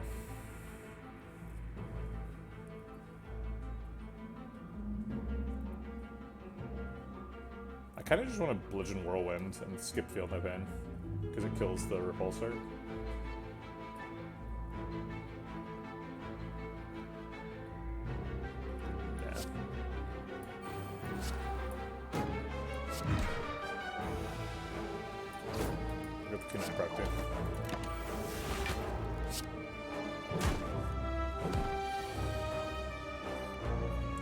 Okay, we're getting 9 block at the end of the turn, so we don't really need to Impervious. We can just defend.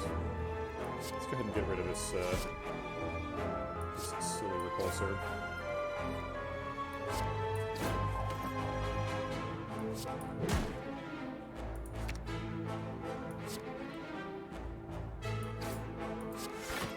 Okay.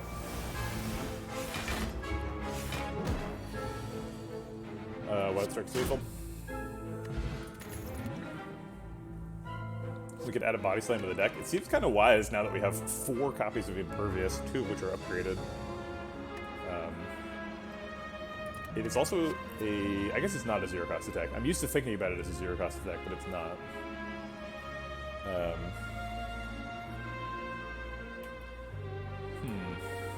Is Bodyslam good? It was super good and life-saving from the Metamorphosis. It's like a card that's good in hallway fights and terrible in boss fights, right? I mean, with 4 Impervious, we're gonna be blocking the heart with Impervious here. And if it's gonna be good in the heart, then like what fight is it gonna be bad in exactly?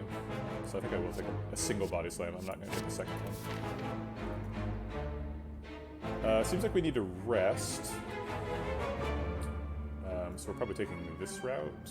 I kind of hate taking late Act 3 shops, because then the Act 4 shop is wasted. But we'll get an extra fire out of it. We could go this way and be super greedy. We'd probably die. It's true, we have had a lot of Perfected Strikes offered. I only, like, go super hard for strikes if I get, like, Strike Dummy first. If I get Strike Dummy first, I'm all in, but... we did have Ancient Writing, too, so all our strikes are super buff. Peace Pipe. Well, I feel pretty good about skipping that. There's not too many fires left. Also, the deck is not too thick.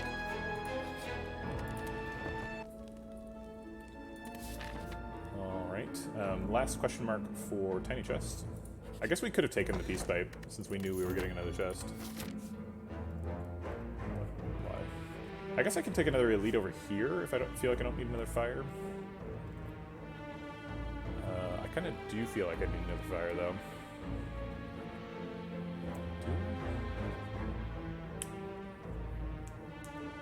Because it seems like if I go to 2 fires, one of them is just going to be wasted. Most likely, unless we take like a ton of damage in this hallway fight. So I guess we go fight an Elite. Sure. I mean, it can't be as bad as Giant Head, right? Giant Head is a nightmare. With Choker. Shop does heal. Yeah, so we're going to be way over indexed on heal. Good point, Sherwin. Okay, alright. Let's go fight Nemesis. Okay. Classic Bludgeon Kunai proc turn.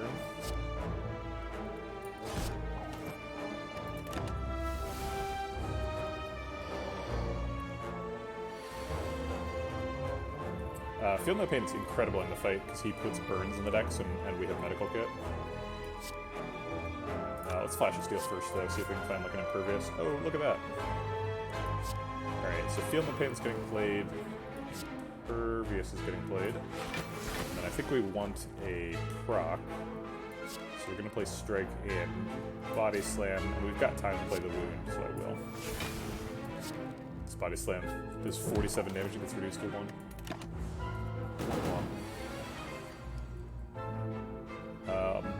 Let's Battle Trance to draw in Impervious to block the 45.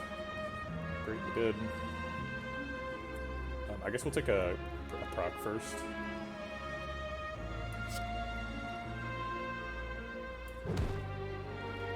We're drawing another Impervious next turn. I guess we don't need Bodyslam though. Bludgeon or anything. Let's do a Flash of Steel.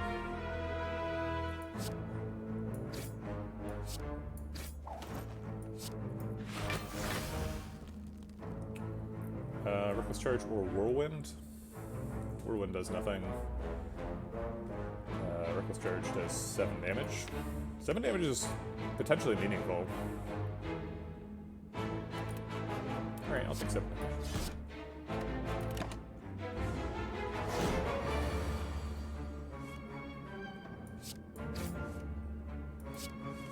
Okay. Another Bodyslam, double Impervious, intangible turn. Lovely. Bodyslam for the Kunai proc. Exhaust the burn. And there's nothing else we can really do this turn.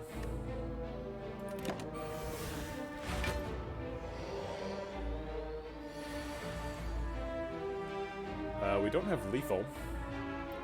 These block for 3, so we can block for 6, 18, not quite 21. Drat. We could use Attack Pot to potentially get lethal. and definitely get a Dex proc. We also waste Nunchaku,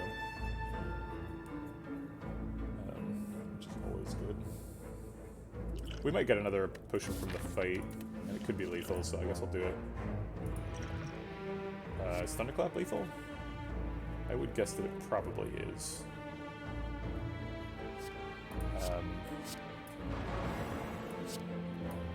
Looks like it is. I was wrong.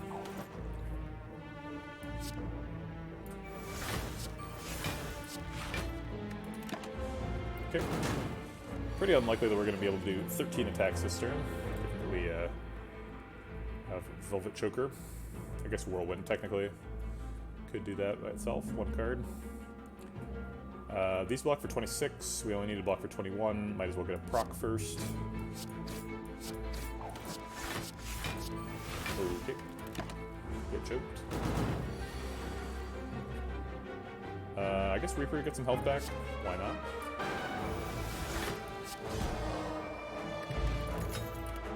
A little late for a Blood Vial. Flame Barrier is good in Act 4, which is where we're about to be.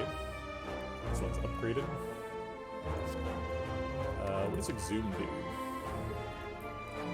Looks like nothing.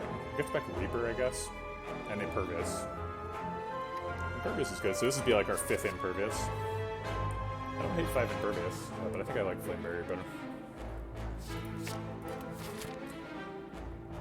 Extra question marks could be like Mind Bloom, get another relic, get some healing in.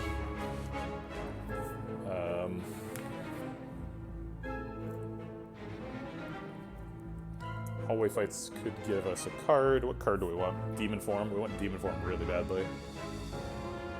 Hallway fights are pretty unlikely to give us Demon Form. We might be more likely to get Demon Form going to question marks and looking for a shop. But if we wanted a shop, why didn't we just go to a shop? I think I'll just look for Mind Bloom anyway. Blinding Halls. That's not Mind Bloom. Madness is probably not good. We have Velvet Choker.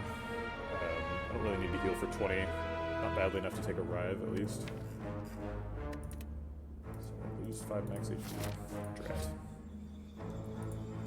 Drat. Tesseract is pretty good. Let's see, what are the cards we want?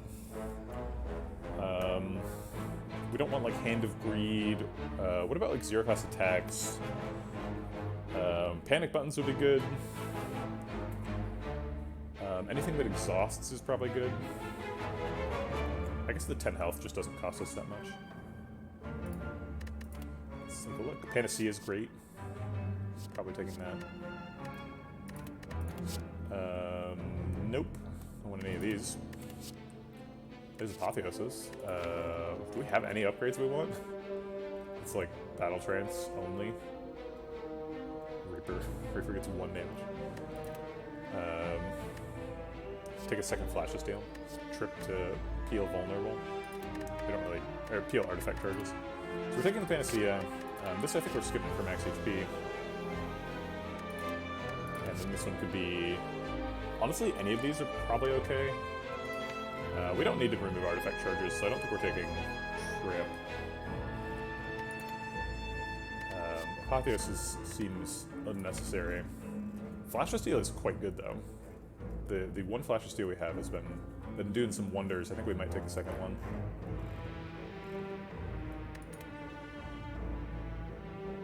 Okay. Alright, we are forced to rest by the mechanics of the game. Let's awaken one first.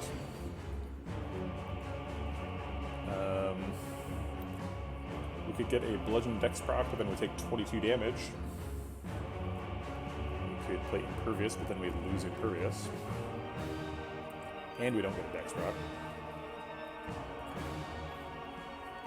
Probably want to find our way to getting like infinite Dex in the first phase, so we're probably using all of the Imperviouses.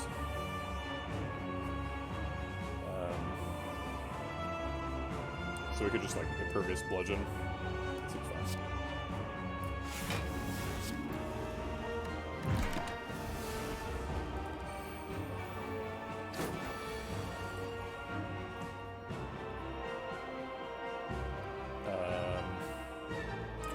Battle Trance first. Alright, we're getting a Dex proc this turn for sure. I don't know if we're playing Panacea. Kind of depends on if Velvet Choker has time for us. Looks like the other Impervious is probably happening.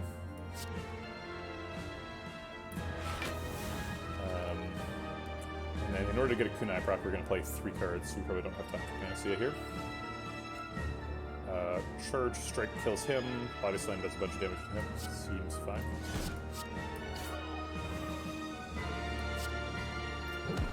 And we're wasting a bunch of energy. Oh wait, we do have time for Panacea. Okay then. I have to be a little bit careful about the Panacea. It's probably going to end up landing on a, whatchamacallit, Battle Trance.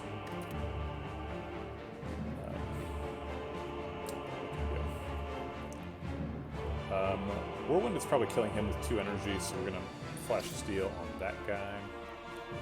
Strike means we get a Dex proc. Okay.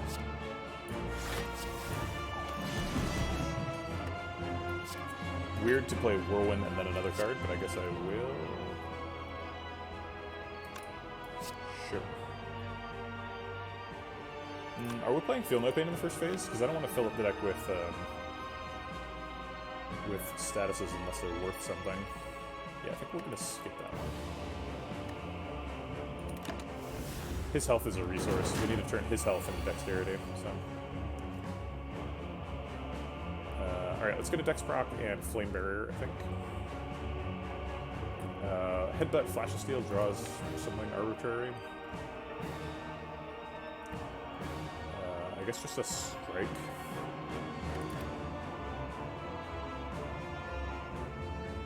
I guess I can just, like, not play the Flash of Steel. Oh no, I guess I can't, because I only have 3 attacks in hand. So we have to headbutt something, so the Flash of Steel can draw it, although it doesn't matter what it is, because we're only playing one of these strikes probably. And then Flame Barrier defend, block.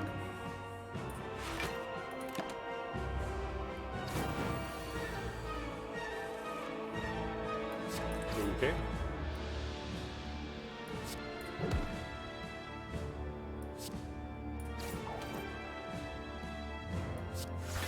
We are taking 10 here. We could use Reckless Charge to set up for a Unshaku proc next turn. Doesn't seem necessary.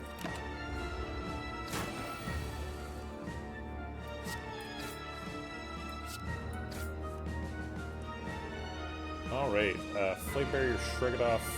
Doesn't quite block out. Let's see. Oh, it does. Blocks for 32. That's how much he's doing. Okay. Oh, I was going to use the Bodyslam for the Dex proc, but I guess I might as well bludgeon. That was more damage. Sure.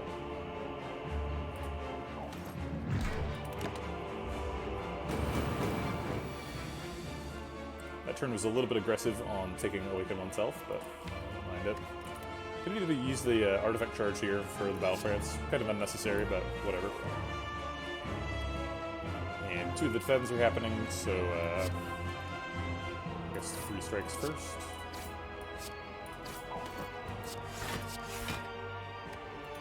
Okay. Alright. Flame Barrier blocks out. Probably want a Flame Barrier and then a Headbutt to make sure we're safe next turn as well.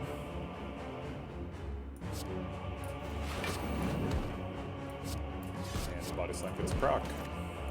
Getting that Dex. Alright. Shrug, Flame Barrier defend, blocks out.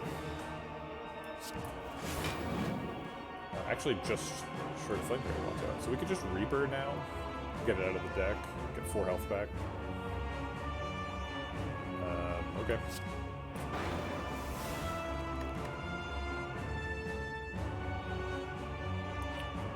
I guess technically Battle Trains into 1 more 0-cost attack gets me an extra Kunai proc, so I'll look for that.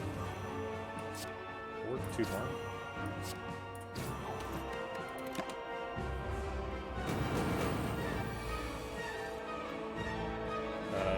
Double defend, I guess. Legends of Fun. Good thumb. Look at that animation. Glorious. Is that the same animation as Judged? I think without the Judged text, it's the same.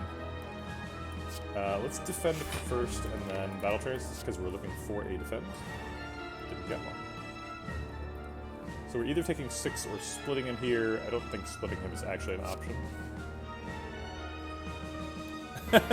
Bulged.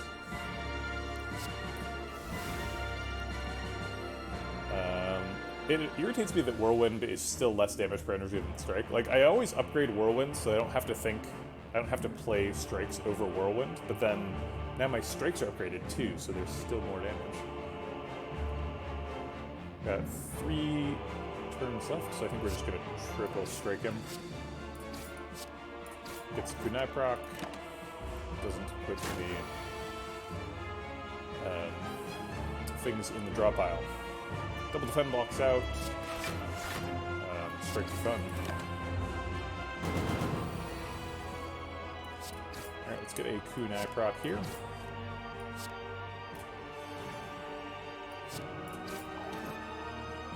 Yeah, we're just farming him for decks, basically.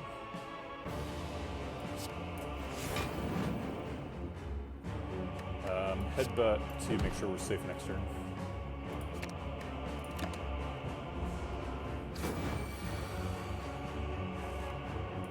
Okay, let's get another Dex. And Flame Barrier for safety.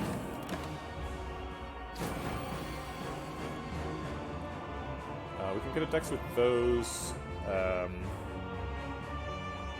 We can't block out. Do we kill him? 42, 49. Nope, can't kill him. Not without the potion at least.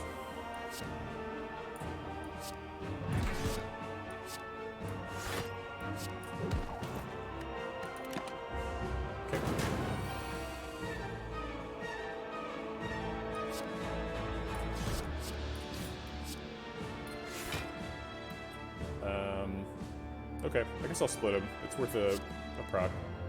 It's time.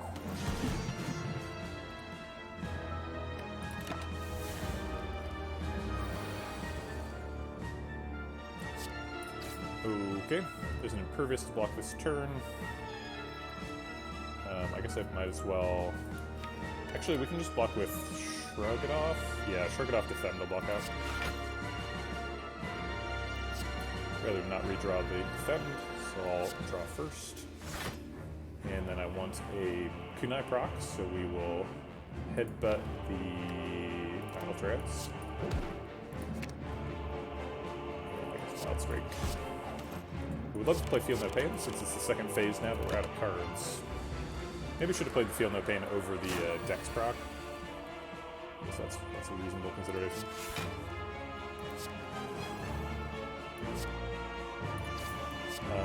Get a Dex proc and walk out, seems fine.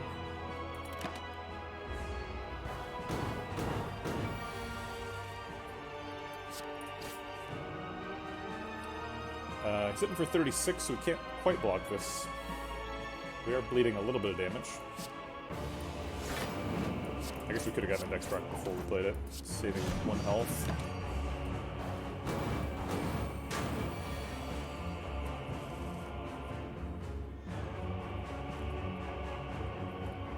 We can Impervious Flame Barrier Bodyslam. Seems like a waste of Impervious, although it would be fun.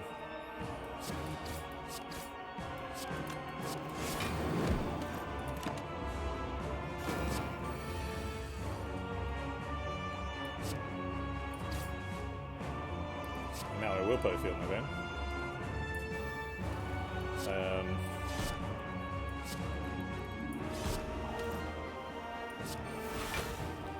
Do we Liquid Memories for a block card? Seems like 17 health is a bit. I'm a little bit concerned about the next boss fight. We ended up taking a lot of damage to Awaken one.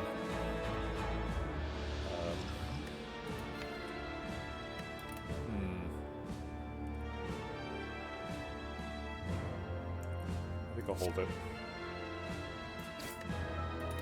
Activates Red Skull too.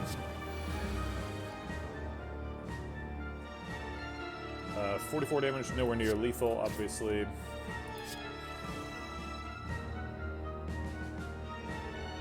It is, it's very typical. Look at that Kunai proc, beautiful.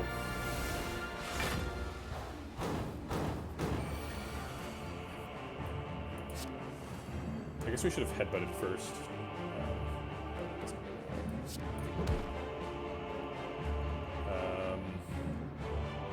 The whirlwind for next turn. Some wounds.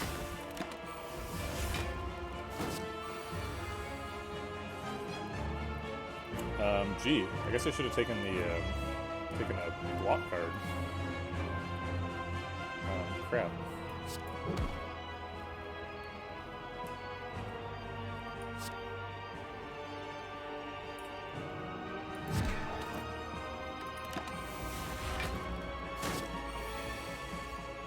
We're gonna like die.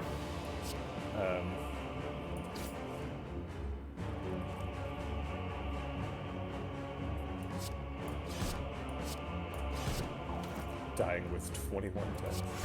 We're not actually dying, but we're continuing to lose health, irritatingly.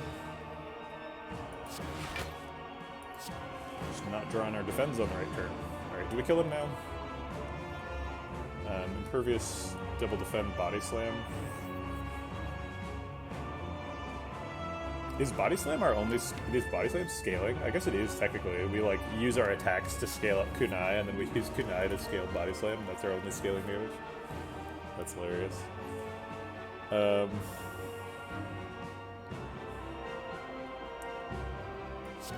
mean, I guess this is fine.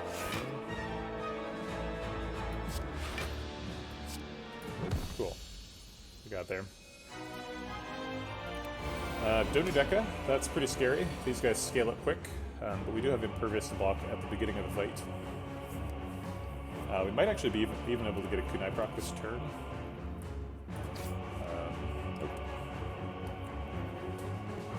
We could save Kunai. Yeah, actually we can. So this blocks for 24, so we'll save the Impervious.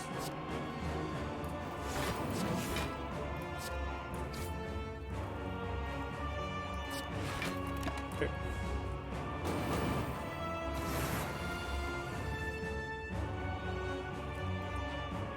Reaper's hitting for a lot here. Heals for 14. We stay in Red Skull range. I was going to call it meat on the bone, but that's not the right card. Probably blocking out with Impervious this turn, so we don't necessarily need Field No Pain. I guess it's still Battle Tracks.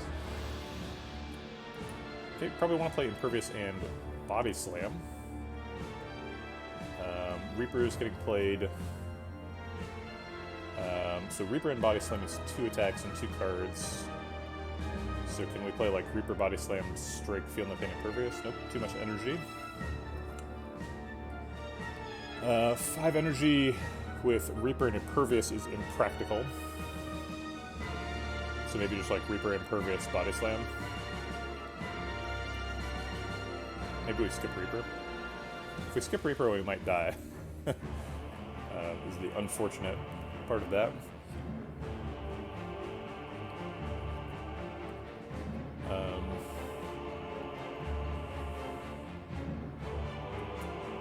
I guess just Dex proc and Impervious is okay. So like Strike, Strike, Bodyslam, Impervious.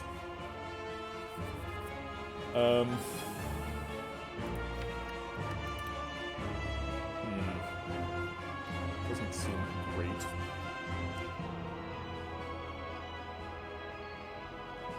Alright, we're gonna skip the Bodyslam and the Dex proc. We're just gonna Reaper, or Feel No Pain Reaper about Impervious.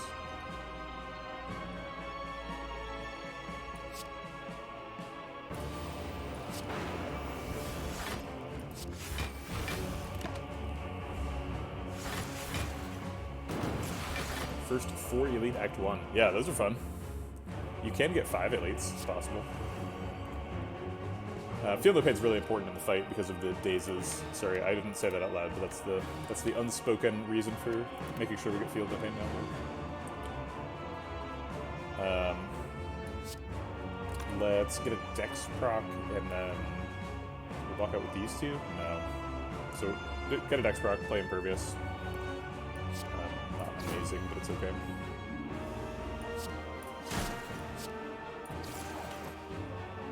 Yeah, 5 elites is a lot. A lot of runs don't survive when they try to do that. But when you do, it's glorious. I guess this deck needs like a Dark Embrace. If we're gonna be like, no, Dark Embrace is ridiculous. We are getting choked all the time. Snecko for sure. Finally got the 5-card achievement. Got it with Ironclad, 2 Defend plus, a Flame Barrier, Battle Trance, and Bodyslam. Yeah, that'll do it. That's one good turn. What's the Battle Trance for? I guess. Oh, I see. Yeah. You played the Bodyslam twice.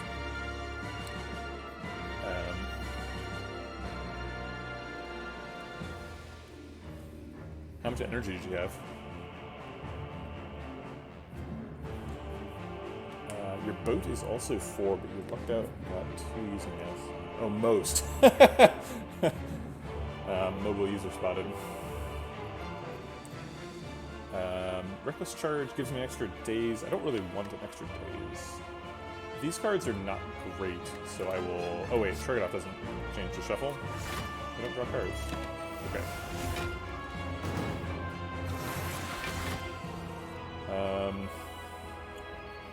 Headbutt lets us pick any card from the whole shuffle to draw. But we can't block this turn. This is probably the Liquid Memories. 36 is a lot. So we probably want to pull out the Impervious Plus. And we did not pick the Sacred Bark, so we only have 2 cards. So let's pull that out of the deck. I'll take the Flame Barrier with the other one.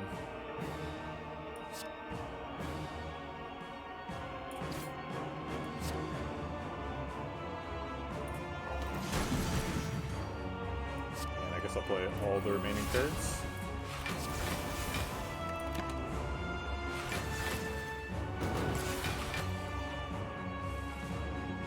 Maybe Flame Barrier was too ambitious. Maybe I should have taken the other Impervious. Because it looks like we're taking some damage. Wild Strike gets through the armor immediately, which is nice. Get extra place armor damage.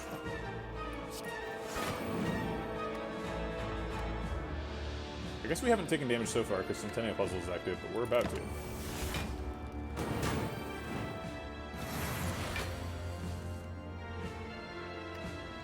Let's start off with Flash of Steel. Okay. Impervious Defend, I guess. Get a Dex proc first with the 2 strikes.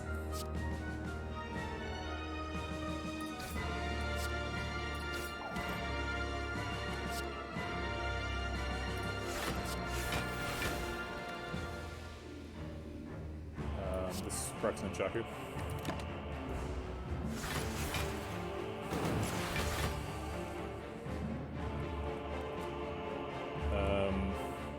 Dang.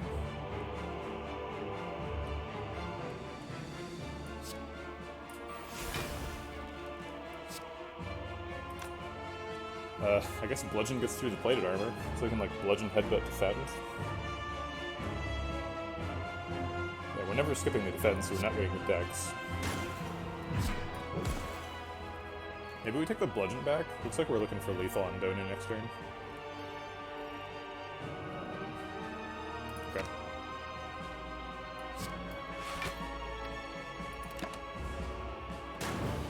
Pretty close to dead here. I don't think we scaled our scaled fast enough. Ooh.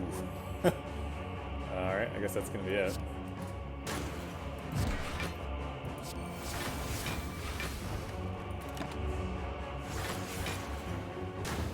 Trap. Yep.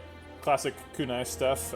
We just like tried to farm Awakened One for Dex in the first phase so that we could survive the second phase really easily, but then like he ended up doing like 50 damage in the first phase and like 20 damage in the second phase, so we kind of like limped into this Donu Deca fight.